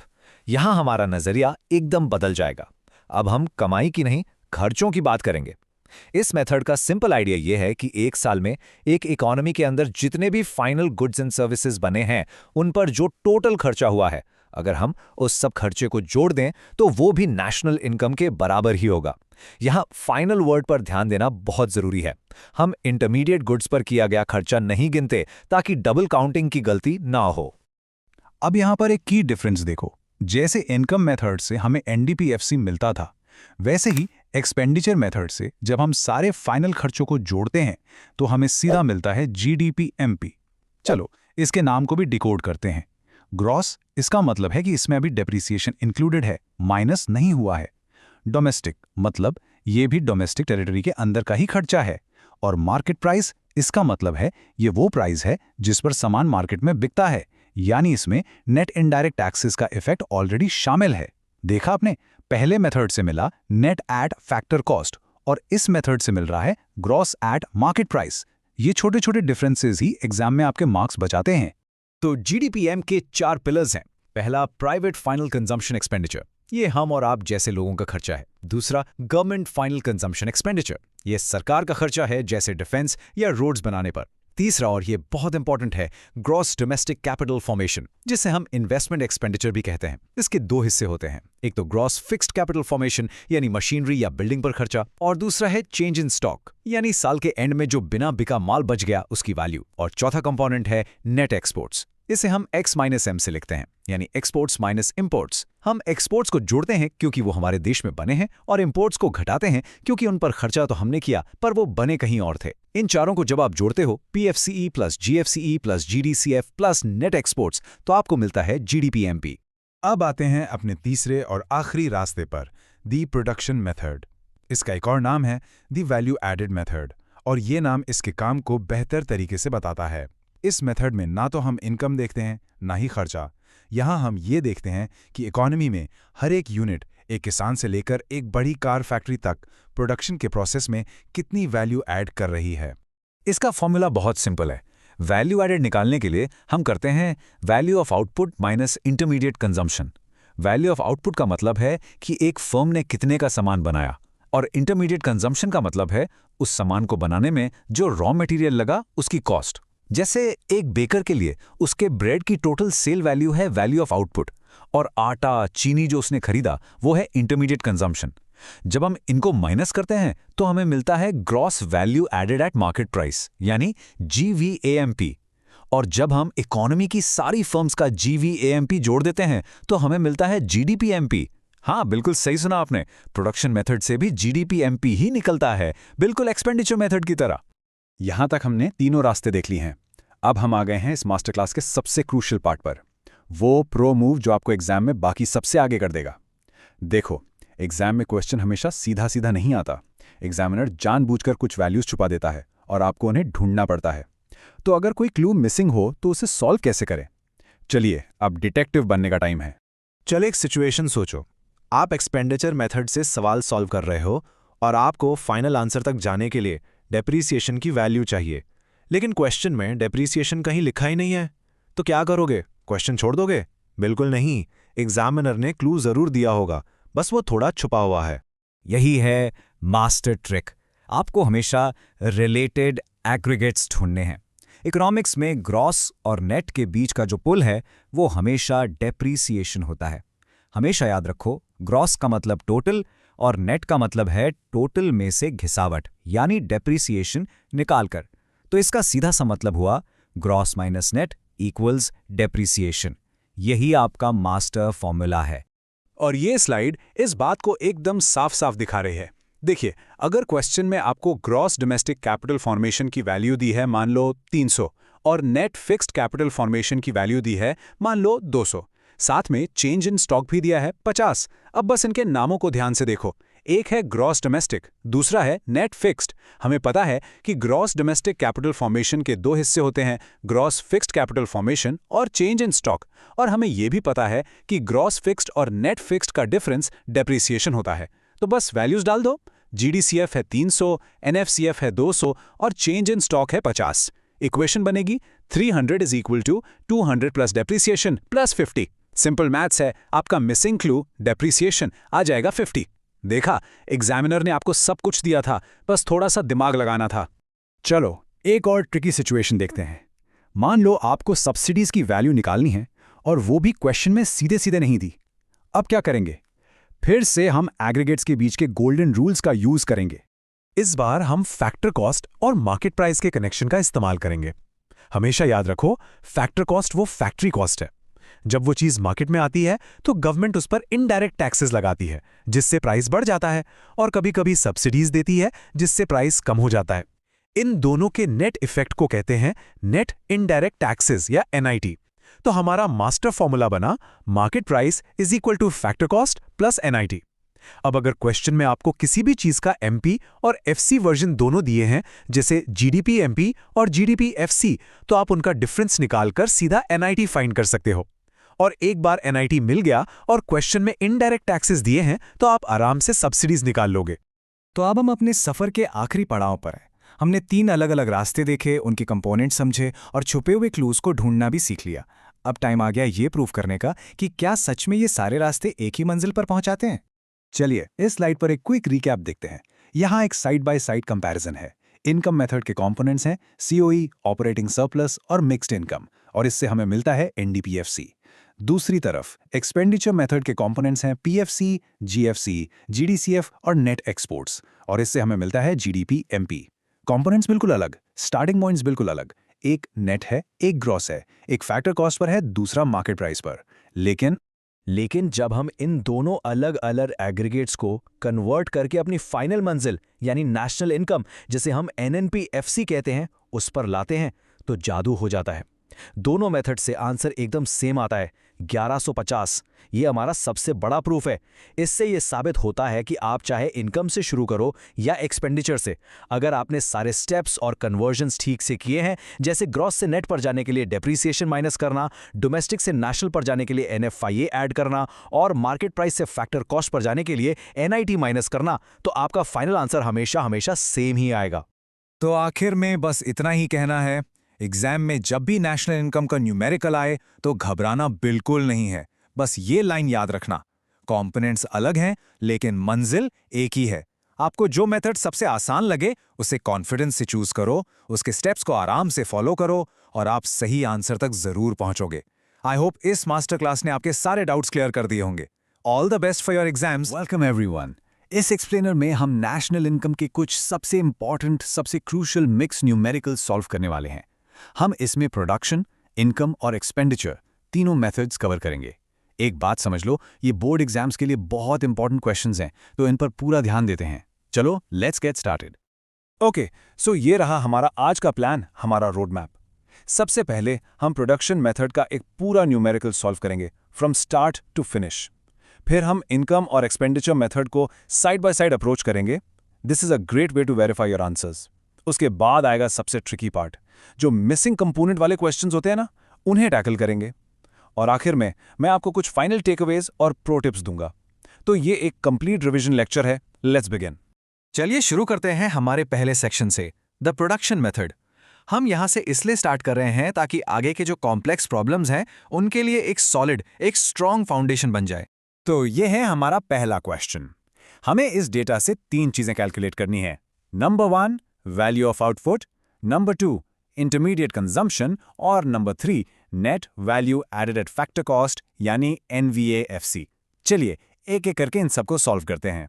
देखो, इस प्रॉब्लम को सॉल्व करने का हमारा प्लान बिल्कुल क्लियर है। F4 step process. स्टेप 1 में हम वैल्यू ऑफ आउटपुट निकालेंगे, सिंपल। स्टेप 2 में इंटरमीडिएट कंजम्पशन। जब ये दोनों मिल जाएंगे तो इनको यूज करके हमें मिलेगा GVA एट मार्केट प्राइस। और फाइनल स्टेप में हम इस GVA एट मार्केट प्राइस को NVA एट फैक्टर कॉस्ट में कन्वर्ट कर देंगे, जो कि हमारा फाइनल आंसर है। ठीक है, तो सबसे पहले वैल्यू ऑफ आउटपुट, इसका फॉर्मूला देखते हैं। ये है sales plus change in stock. Simple enough. पर सबसे ज़रूरी बात जो यहाँ याद रखनी है वो ये है कि सेल्स का मतलब सिर्फ डोमेस्टिक सेल्स नहीं होता। एग्जामिनर यहाँ ट्रिक कर सकता है, इसमें आपको एक्सपोर्ट्स भी ऐड करने हैं, और अगर क्वेश्चन में दिया है तो प्रोडक्शन फॉर सेल्फ कंजम्पशन भी ऐड होगा, ये भूलना मत। अब चलो डेटा से वैल्यूज उठाते हैं। डोमेस्टिक सेल्स हैं 1200 करोड़, एक्सपोर्ट्स हैं 200 crore, goods for self consumption दिए हैं 50 करोड़ और चेंज इन स्टॉक है 20 करोड़। चलिए इन सबको ऐड करते हैं। सो 1200 प्लस 200 हो गया 1400, उसमें 50 ऐड किया 1450 और प्लस 20 और हमारा टोटल आ गया 1470 करोड़। तो हमारा पहला पार्ट सॉल्व हो गया। Pretty straight forward, right? चलिए अब नेक्स्ट पार्ट पे चलते हैं। अब आते हैं इंटरमीडिएट कंजम्पशन पर। ये क्या होता है? ये है domestic purchases plus imports of raw materials का सम। यहां पर एक चीज का खास ध्यान रखना है, and this is a common mistake. इसमें सिर्फ रॉ मटेरियल या इंटरमीडिएट गुड्स ही आते हैं। फाइनल गुड्स जैसे कि इंपोर्ट ऑफ मशीनरी अगर दिया हो तो वो इसमें इंक्लूड नहीं होंगे, बिल्कुल नहीं। हाँ, पावर चार्जेस को भी इंटरमीडिएट कंजम्पशन का ही पार्ट माना जाता है। अब इसकी वैल्यूज देखते हैं। Purchase of raw material domestic है 400, इंपोर्ट ऑफ रॉ मटेरियल है 120 और पावर चार्जेस दिए हैं 20। सिंपल, इन तीनों को ऐड करना है तो 400 प्लस 120 हुआ 520 और 520 प्लस 20 ये हो गया 540 crore. Great.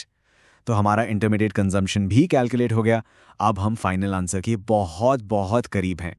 So the crucial point is कि अब हमें NVA एट फैक्टर कॉस्ट निकालना है।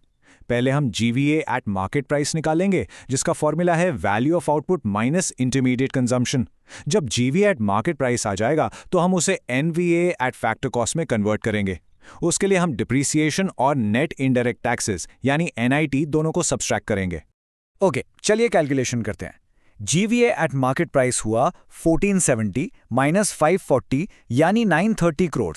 ठीक है, अब इसे NVA एट फैक्टर कॉस्ट में कन्वर्ट करते हैं। हम 930 से डेप्रिसिएशन यानी 30 माइनस करेंगे, फिर माइनस करेंगे नेट इनडायरेक्ट टैक्सेस। अब NIT होता है इनडायरेक्ट टैक्स माइनस सब्सिडीज, यानी 10 माइनस 30 जो कि हुआ माइनस 20।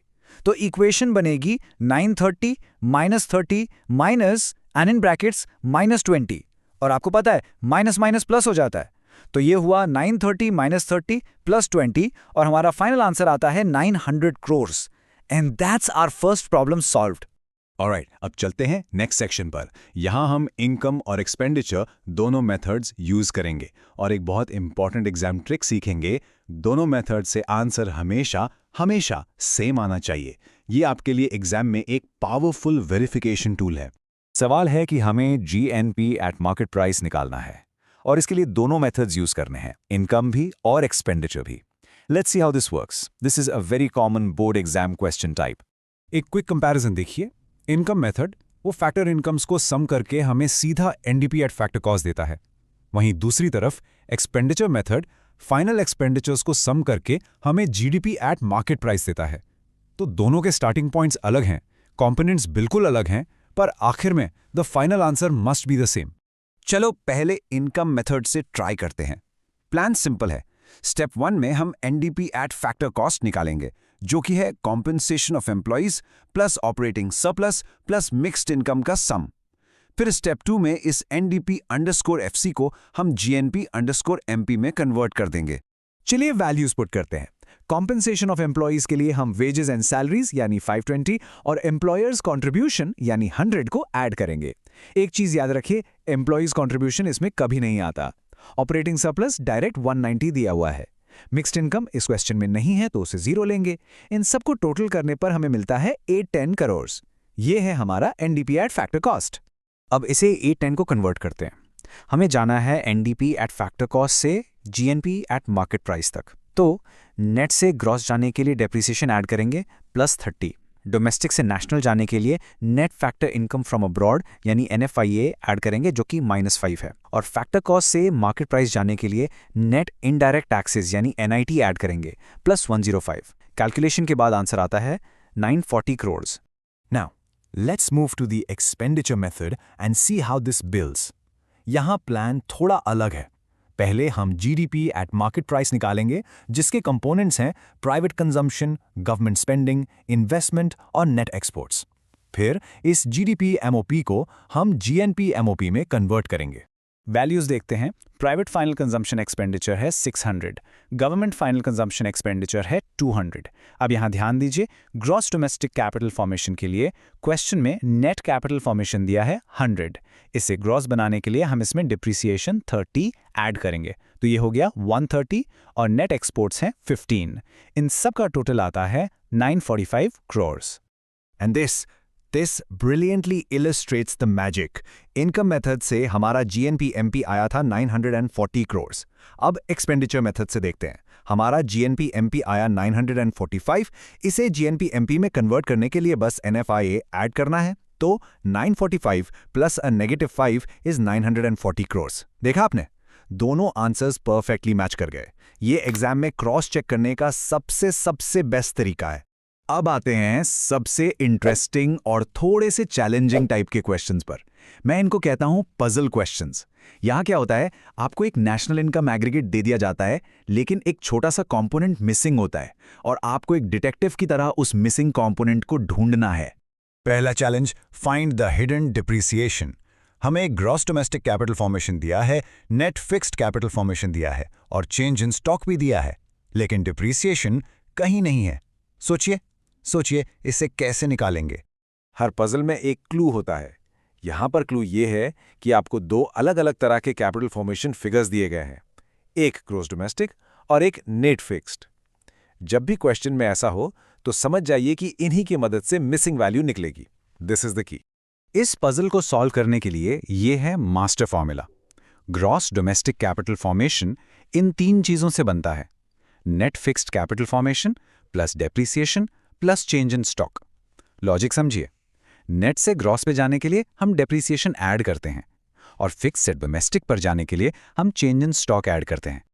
अब बस वैल्यूज को फॉर्मूला में डाल दीजिए। ग्रॉस डोमेस्टिक कैपिटल फॉर्मेशन है 300, नेट फिक्स्ड कैपिटल फॉर्मेशन है 200, चेंज इन स्टॉक है 50। इक्वेशन बनी 300 = 200 प्लस डेप्रिसिएशन प्लस 50। इसे सॉल्व करेंगे तो डेप्रिसिएशन आ जाएगा 50 crores। मिल गया हमारा हिडन कंपोनेंट। ओके, अगला पजल थोड़ा और ट्रिकी है। हमें फैक्टर इनकम टू अब्रॉड यानी फीटा निकालना है। क्वेश्चन में हमें GNP-MP दिया है, फीफा दिया है और हमने पहले ही इनकम मेथड से GDP-FC निकाल लिया था जो कि 1300 है। अब फीटा कैसे निकलेगा? इसकी स्ट्रैटेजी समझो। हम सीधा GNP-MP को कन्वर्ट नहीं कर सकते क्योंकि NFIA का एक पार्ट फीटा मिसिंग है। तो हमने क्या किया, हमने पहले इनकम मेथड यूज करके एक नॉन एग्रीगेट GDP-FC निकाल लिया। अब हमारे पास 2 एग्रीगेट्स हैं। हम कन्वर्शन फॉर्मूला को एक सिंपल इक्वेशन की तरह यूज करेंगे और मिसिंग पीस यानी फीडा को सॉल्व कर लेंगे। ये है हमारी इक्वेशन, GDP_FC = GNP_MP। अब नेशनल से डोमेस्टिक जाने के लिए NFIA माइनस होगा और मार्केट प्राइस से फैक्टर कॉस्ट जाने के लिए NIT माइनस होगा। अब NFI को हम एक्सपैंड करके लिख सकते हैं, फीफा माइनस फीटा। अब इस इक्वेशन में फीटा हमारा अननोन वेरिएबल x है। चलिए अब इस इक्वेशन को सॉल्व करते हैं। GDP-FC की जगह रखेंगे 1300, GNP-MP है 1400, फीफा है 60 और NIT है 120। इक्वेशन बनेगी 1300 = 1400 माइनस ब्रैकेट में 60 माइनस फीटा माइनस 120। इसे स्टेप बाय स्टेप सॉल्व करने पर हमें फीटा की वैल्यू मिलती है 80 crores। देखा, पजल सॉल्व्ड। तो अब हम इस सेशन के एंड में आ गए हैं। यहां मैं आपको सबसे जरूरी पॉइंट्स और एग्जाम ट्रिक्स को एक बार फिर से समराइज करूंगा जो हमने आज डिस्कस किए हैं। इन्हें बिल्कुल मत भूलना। यह है आपकी एग्जाम चीट शीट।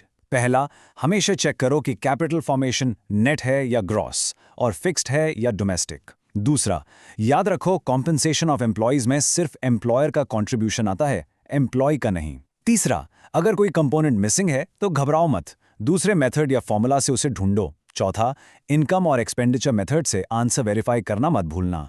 और आखिरी, NIT के साइंस का ध्यान रखना, ये हमेशा इनडायरेक्ट टैक्स माइनस सब्सिडीज होता है। तो आपने मेथड्स मास्टर कर लिए हैं।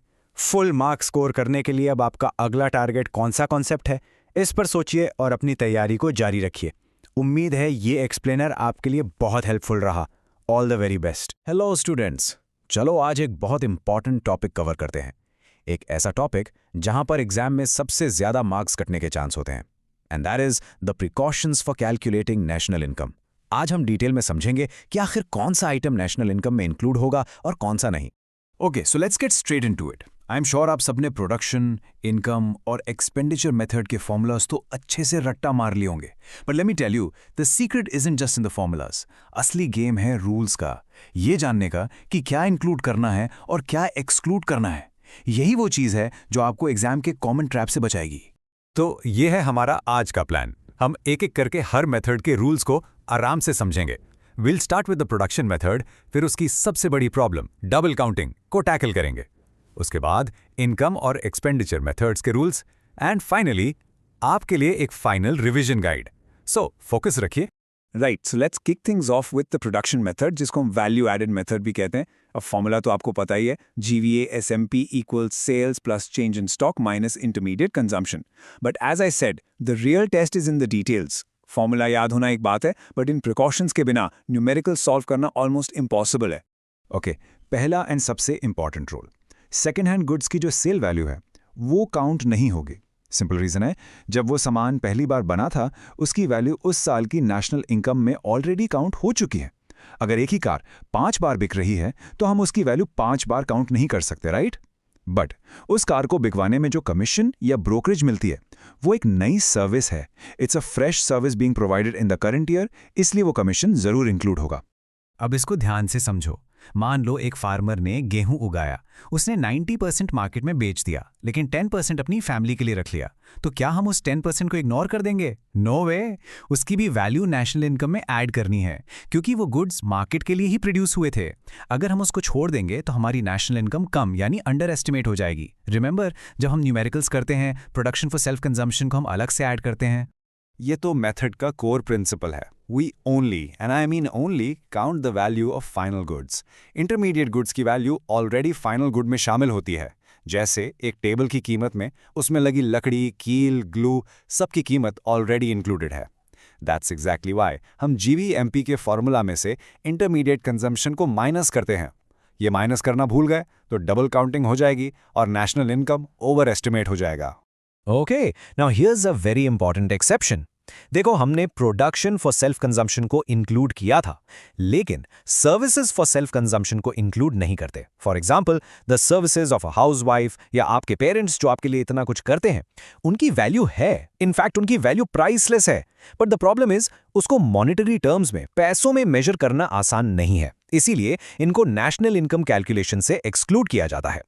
चलो आगे बढ़ते हैं। अब बात करते हैं प्रोडक्शन मेथड की सबसे बड़ी गलती की। This is a huge common exam trap and a favourite question for teachers, the problem of double counting. Exam में ये आमतौर पर 3 से 4 मार्क्स के लिए जरूर पूछा जाता है। So what is double counting? बिल्कुल सिंपल लैंग्वेज में इसका मतलब है एक ही चीज की वैल्यू को एक से ज्यादा बार गिनती में ले लेना।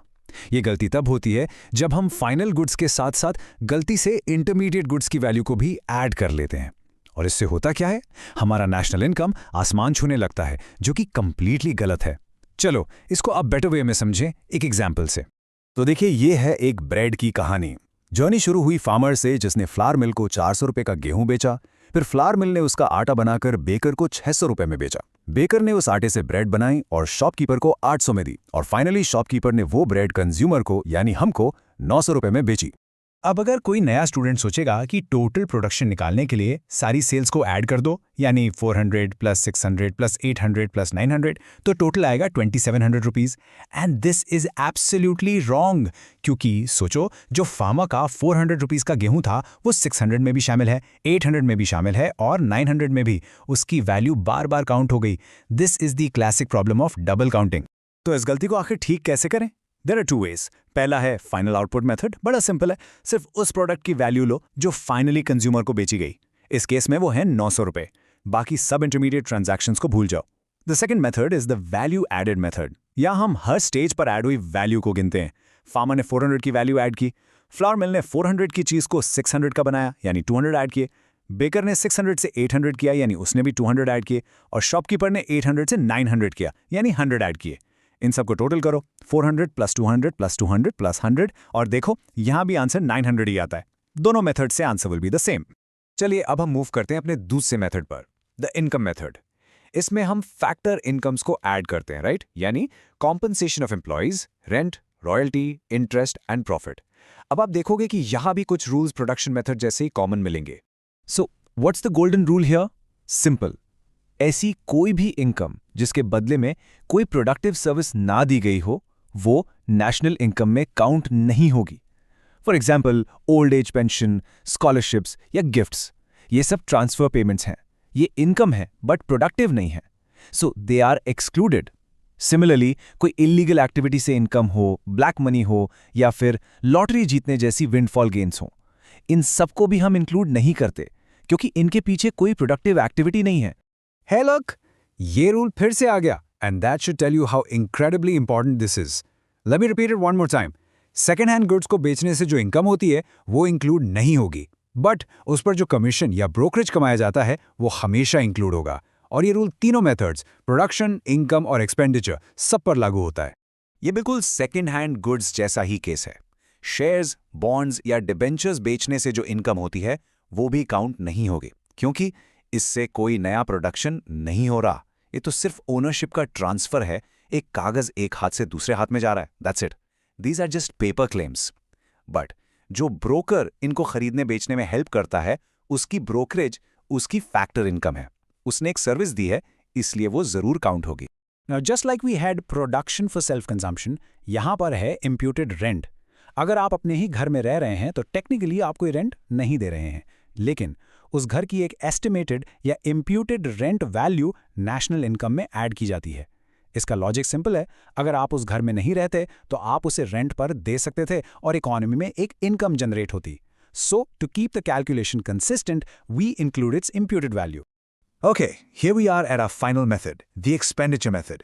यहाँ हम इकोनॉमी के टोटल फाइनल एक्सपेंडिचर को मेजर करते हैं। एंड गेस व्हाट, इसके रूल्स अब आपको बहुत आसान लगेंगे, because most of the concepts are going to be repeated.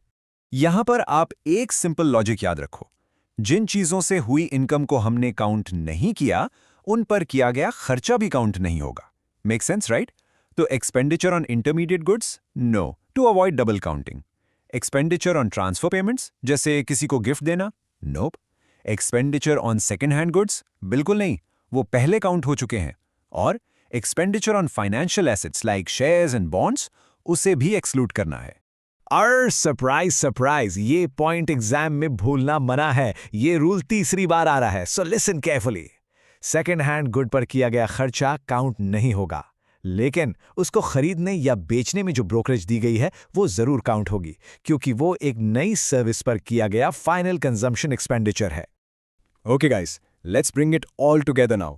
हमने जो भी अलग अलग रूल्स पढ़े हैं, अब उनको एक सिंगल मास्टर टेबल में कंसोलिडेट करते हैं। Think of this next slide as your ultimate cheat sheet for the exams. And here it is. This is the slide you need to save. इसका स्क्रीनशॉट ले लो या इसको अपने नोट्स में बना लो। ये टेबल सब कुछ समराइज कर देता है। Second hand goods exclude, commission include, intermediate goods exclude, production for self consumption include, financial assets and transfer payments exclude, windfall gains exclude. अगर आपने इस टेबल को अच्छे से समझ लिया, आई कैन गारंटी आपको एग्जाम में पूरे मार्क्स मिलेंगे। So with all these rules now crystal clear, you are fully prepared to tackle any, and I mean any question on national income precautions. इस एक्सप्लेनर को अच्छे से रिवाइज कर लेना, इस टेबल को याद रखना, and you will not lose a single mark on this topic. All the very best. Welcome students. तो आज हम करने जा रहे हैं नेशनल इनकम का वन शॉट रिवीजन। हाँ, बिल्कुल A to Z। ये इतना इंपॉर्टेंट चैप्टर है कि इसके हर एक कॉन्सेप्ट को, मतलब डेफिनेशन से लेकर न्यूमेरिकल्स तक, हम बिल्कुल डिटेल में समझेंगे। तो मेक श्योर आपके पास कॉपी और पेन है, तैयार हो जाओ, क्योंकि इस सेशन के बाद आप एग्जाम के लिए, I promise you, completely ready होंगे। Okay, so here's our road map for today. हम इन सब टॉपिक्स को एक एक करके लेयर बाय लेयर कवर करेंगे। Will start with the basics, फिर हम जीडीपी और उसकी लिमिटेशंस को समझेंगे। रियल और नॉमिनल जीडीपी का जो सबसे बड़ा कंफ्यूजन है उसे क्लियर करेंगे। आगे बढ़ के कुछ एडवांस कॉन्सेप्ट्स देखेंगे और एंड में सबसे इंपॉर्टेंट एग्जाम टेक अवेज को डिस्कस करेंगे। So stay with me. चलिए शुरू करते हैं बिल्कुल ग्राउंड जीरो से, फाउंडेशनल कॉन्सेप्ट्स। क्योंकि नेशनल इनकम को आगे समझने के लिए पहले ये जानना बहुत ज़रूरी है कि नेशनल इनकम और डोमेस्टिक टेरिटरी आखिर होते क्या हैं। इनके बिना आगे के सारे कॉन्सेप्ट्स अधूरे हैं। तो सबसे पहले नेशनल इनकम। इसकी डेफिनेशन में 2 कीवर्ड्स हैं, इन पे ध्यान देना। फैक्टर इनकम और नॉर्मल रेजिडेंस। अब फैक्टर इनकम का मतलब है वो इनकम जो फैक्टर्स ऑफ प्रोडक्शन यानी लैंड, लेबर, कैपिटल, एंटरप्राइज को मिलती है। क्या है वो? रेंट, वेजेस, इंटरेस्ट और प्रॉफिट। और दूसरा नॉर्मल रेजिडेंस, ये सबसे इंपॉर्टेंट है। नेशनल इनकम में हम सिर्फ नॉर्मल रेजिडेंस की इनकम को गिनते हैं, चाहे उन्होंने वो इनकम देश के अंदर कमाई हो या देश के बाहर। एग्जाम में ये पॉइंट बिल्कुल मत भूलना। अब डोमेस्टिक टेरिटरी क्या है? आम भाषा में हम सोचते हैं इंडिया का पॉलिटिकल मैप, लेकिन इकोनॉमिक्स में इसका मतलब थोड़ा सा ब्रॉड है। डोमेस्टिक टेरिटरी, जिसे हम इकोनॉमिक टेरिटरी भी कहते हैं, वो ज्योग्राफिकल एरिया है जिसे एक कंट्री की गवर्नमेंट एडमिनिस्टर करती है और जहां पर्सन्स, गुड्स और कैपिटल फ्रीली घूम सकते हैं, और इसी एरिया के अंदर जनरेट हुई इनकम को हम कहते हैं domestic income. Now this is where it gets interesting. कुछ चीजें जो इंडिया की पॉलिटिकल मैप के बाहर हैं, वो भी हमारी डोमेस्टिक टेरिटरी का हिस्सा है। सोच रहे हो क्यों? क्योंकि उनका इकोनॉमिक इंटरेस्ट इंडिया से जुड़ा हुआ है। जैसे एयर इंडिया का प्लेन जो दिल्ली से न्यूयॉर्क जा रहा है, जब तक वो हवा में है वो हमारी टेरिटरी है। या इंडियन फिशरमैन की बोट्स जो इंटरनेशनल वाटर्स में फिश पकड़ रही हैं, वो भी हमारी टेरिटरी हैं। और ये सबसे इम्पॉर्टेंट पॉइंट है, इस लाइन को हमेशा याद रखो और कमेंट सेक्शन में भी लिखो, एम्बेसी अपना होता है। इसका मतलब अमेरिका में जो इंडियन एम्बेसी है वो इंडिया की डोमेस्टिक टेरिटरी है। वहाँ काम करने वाले इंडियंस की इनकम इंडिया की डोमेस्टिक इनकम का पार्ट है। सिंपल। और इसका उल्टा भी बिल्कुल आना चाहिए। जो फॉरेन एम्बेसीज इंडिया में हैं, जैसे दिल्ली में अमेरिकन या चाइनीज एम्बेसी, वो उनकी डोमेस्टिक टेरिटरी है, हमारी नहीं। सिमिलरली यूएनओ या डब्ल्यूएचओ के ऑफिसेज जो इंडिया में हैं, वो इंटरनेशनल टेरिटरी माने जाते हैं, वो इंडिया की डोमेस्टिक टेरिटरी का पार्ट नहीं है। क्लियर? Let's move on. अब हम उस टॉपिक पे आ रहे हैं जिसके बारे में हम न्यूज़ में रोज सुनते हैं, जीडीपी।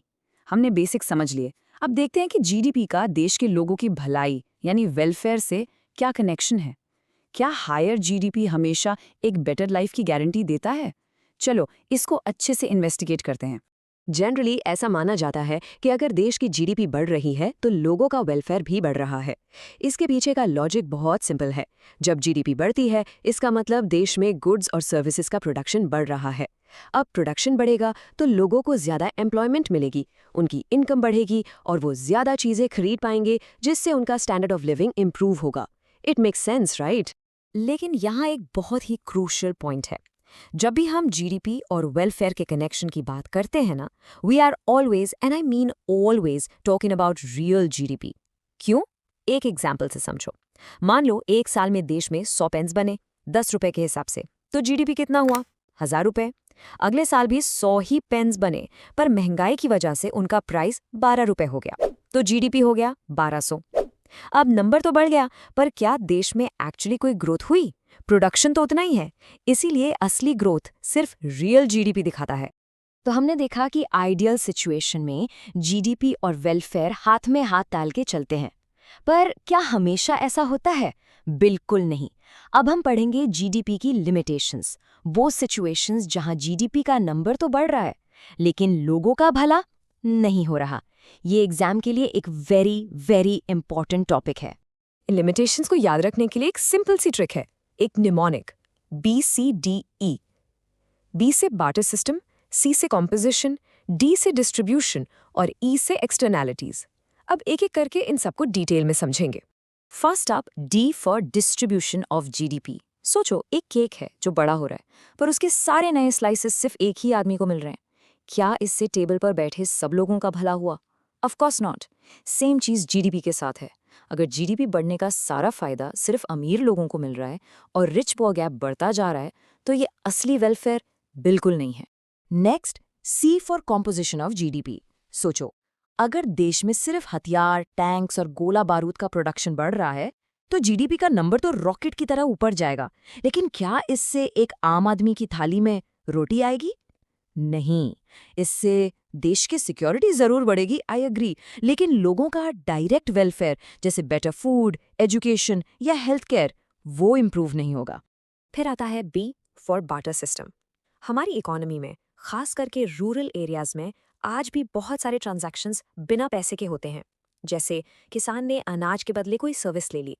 अब इन नॉन मॉनेटरी ट्रांजैक्शंस को जीडीपी में रिकॉर्ड करना बहुत मुश्किल है और इसकी वजह से हमारा जीडीपी एक्चुअल प्रोडक्शन से कम दिखता है, यानी हमारा जीडीपी अंडर एस्टिमेट हो जाता है। And now for the final point, E for externalities. Externalities basically वो पॉजिटिव या नेगेटिव साइड इफेक्ट्स हैं जिनकी कोई मार्केट प्राइस नहीं होती। एग्जाम्पल देखो, एक फैक्ट्री ने प्रोडक्शन करके जीडीपी बढ़ाया, लेकिन उसने नदी में पोल्यूशन भी फैलाया। अब इस पोल्यूशन से लोगों की हेल्थ खराब हुई, उनके मेडिकल बिल्स बढ़े। ये एक नेगेटिव एक्सटर्नैलिटी है जिसका कॉस्ट जीडीपी से माइनस नहीं होता। इसीलिए जीडीपी वेलफेयर को ओवरस्टेट कर सकता है। चलो अब वो कॉन्सेप्ट अच्छे से क्लियर करते हैं जिसमें स्टूडेंट्स को सबसे ज्यादा कंफ्यूजन होता है, real GDP versus nominal GDP. इसका डिफरेंस समझना नेशनल इनकम चैप्टर की आत्मा को समझने जैसा है। Let's do this. तो the most crucial point is real GDP, right? ये हमेशा एक बेस ईयर के कांस्टेंट प्राइसेस पे यानी पुराने दाम पे कैलकुलेट होता है। इसका फायदा क्या है? इससे हमें साफ साफ पता चलता है कि एक्चुअली प्रोडक्शन कितना बढ़ा है, क्वांटिटी में कितना इंक्रीज हुआ है, और इसीलिए इसे ही हम ग्रोथ का ट्रू इंडिकेटर मानते हैं। ऑन द अदर हैंड, जो नॉमिनल जीडीपी है वो तो करंट ईयर के प्राइसेस पे निकलता है। अब इसमें क्या है? इसमें प्रोडक्शन का इंक्रीज भी है और प्राइसेस का इंक्रीज यानी महंगाई, इन्फ्लेशन का इफेक्ट भी जुड़ा हुआ है।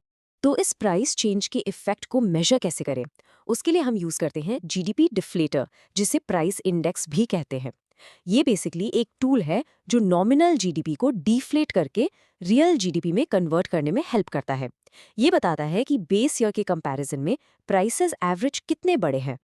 ये है इसका सिंपल सा फॉर्मूला। एग्जाम में ये मत भूलना, ऊपर नॉमिनल आएगा, नीचे real.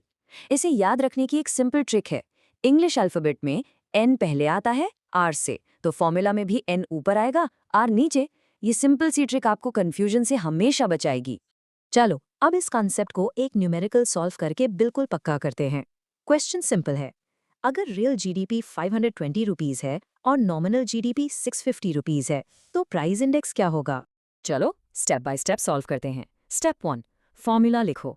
Price index equals nominal GDP divided by real GDP multiplied by 100। Step 2, values डालो। ऊपर आएगा नॉमिनल यानी 650, नीचे आएगा रियल यानी 520। तो इक्वेशन क्या बनी? 650 डिवाइडेड बाय 520 मल्टीप्लाइड बाय 100। अब कैलकुलेशन करते हैं। 650 डिवाइडेड बाय 520, देखो 0 से 0 कैंसिल, बचा 65 बाय 52। ये दोनों 13 की टेबल से कट हो जाएंगे। 13 times 5 is 65 and 13 times 4 is 52। तो हमें मिला 5 बाय 4 और 5 बाय 4 मल्टीप्लाइड बाय 100 होता है 125। अब सबसे इंपॉर्टेंट, इसका इंटरप्रिटेशन क्या है? प्राइस इंडेक्स 125 का मतलब है कि बेस ईयर के कंपैरिजन में प्राइस लेवल 25% बढ़ गया है, क्योंकि बेस ईयर का इंडेक्स हमेशा 100 होता है। Got it? We are almost at the finish line. अब कुछ फाइनल कॉन्सेप्ट्स को अच्छे से समझ लेते हैं जो शॉर्ट क्वेश्चंस और न्यूमेरिकल्स के लिए बहुत इंपॉर्टेंट है। पहले हम NFIA के कंपोनेंट्स देखेंगे और फिर डिप्रिसिएशन और कैपिटल लॉस का डिफरेंस समझेंगे। NFIA यानी net factor income from abroad. इसके ये 3 मेन कंपोनेंट्स हैं। पहला, नेट कॉम्पेंसेशन टू एम्प्लॉयज। इसका मतलब है हमारे रेजिडेंट्स जो बाहर काम कर रहे हैं उनकी सैलरी माइनस फॉरेनर्स जो यहाँ काम कर रहे हैं उनकी सैलरी। दूसरा है net income from property and entrepreneurship. जैसे इंडिया के किसी रेजिडेंट ने अमेरिका में प्रॉपर्टी रेंट पर दी तो वो इनकम फ्रॉम अब्रॉड है। और तीसरा, नेट रिटेन्ड अर्निंग्स, यानी इंडियन कंपनीज का अब्रॉड में बचा हुआ प्रॉफिट माइनस फॉरेन कंपनीज का इंडिया में बचा हुआ profit. And this table perfectly illustrates the difference. देखो, डेप्रिसिएशन नॉर्मल यूज या वेयर एंड टेयर से होता है, जैसे एक मशीन चलते चलते घिसती है। ये एक्सपेक्टेड है, इसीलिए कंपनीज इसके लिए पहले से डेप्रिसिएशन रिजर्व फंड बनाती हैं। लेकिन कैपिटल लॉस अचानक होता है, जैसे चोरी, आग या अर्थक्वेक से मशीन खराब हो गई। ये अनएक्सपेक्टेड है, इसके लिए कोई प्रोविजन नहीं होता, और सबसे बड़ी बात, इससे प्रोडक्शन प्रोसेस अचानक रुक जाता है। चलो इस पूरे एक्सप्लेनर को अब कंक्लूड करते हैं कुछ फाइनल एग्जाम टिप्स के साथ। हमने जो भी पढ़ा है उसे एग्जाम के पर्सपेक्टिव से कैसे याद रखना है। Let's wrap it up. तो इस पूरे डिस्कशन के बाद I want you to think about this question. देश की इकोनॉमिक वेलफेयर का बेहतर इंडिकेटर क्या है, रियल जीडीपी या नॉमिनल जीडीपी? और सबसे इंपॉर्टेंट, व्हाई? इसका जवाब देते वक्त आपको इन्फ्लेशन का कॉन्सेप्ट और प्रोडक्शन वर्सेस प्राइस का डिफरेंस दोनों यूज करने पड़ेंगे। इसका आंसर आपके सारे कॉन्सेप्ट्स को टेस्ट करेगा। So keep revising this and stay prepared to learn more. Keep studying.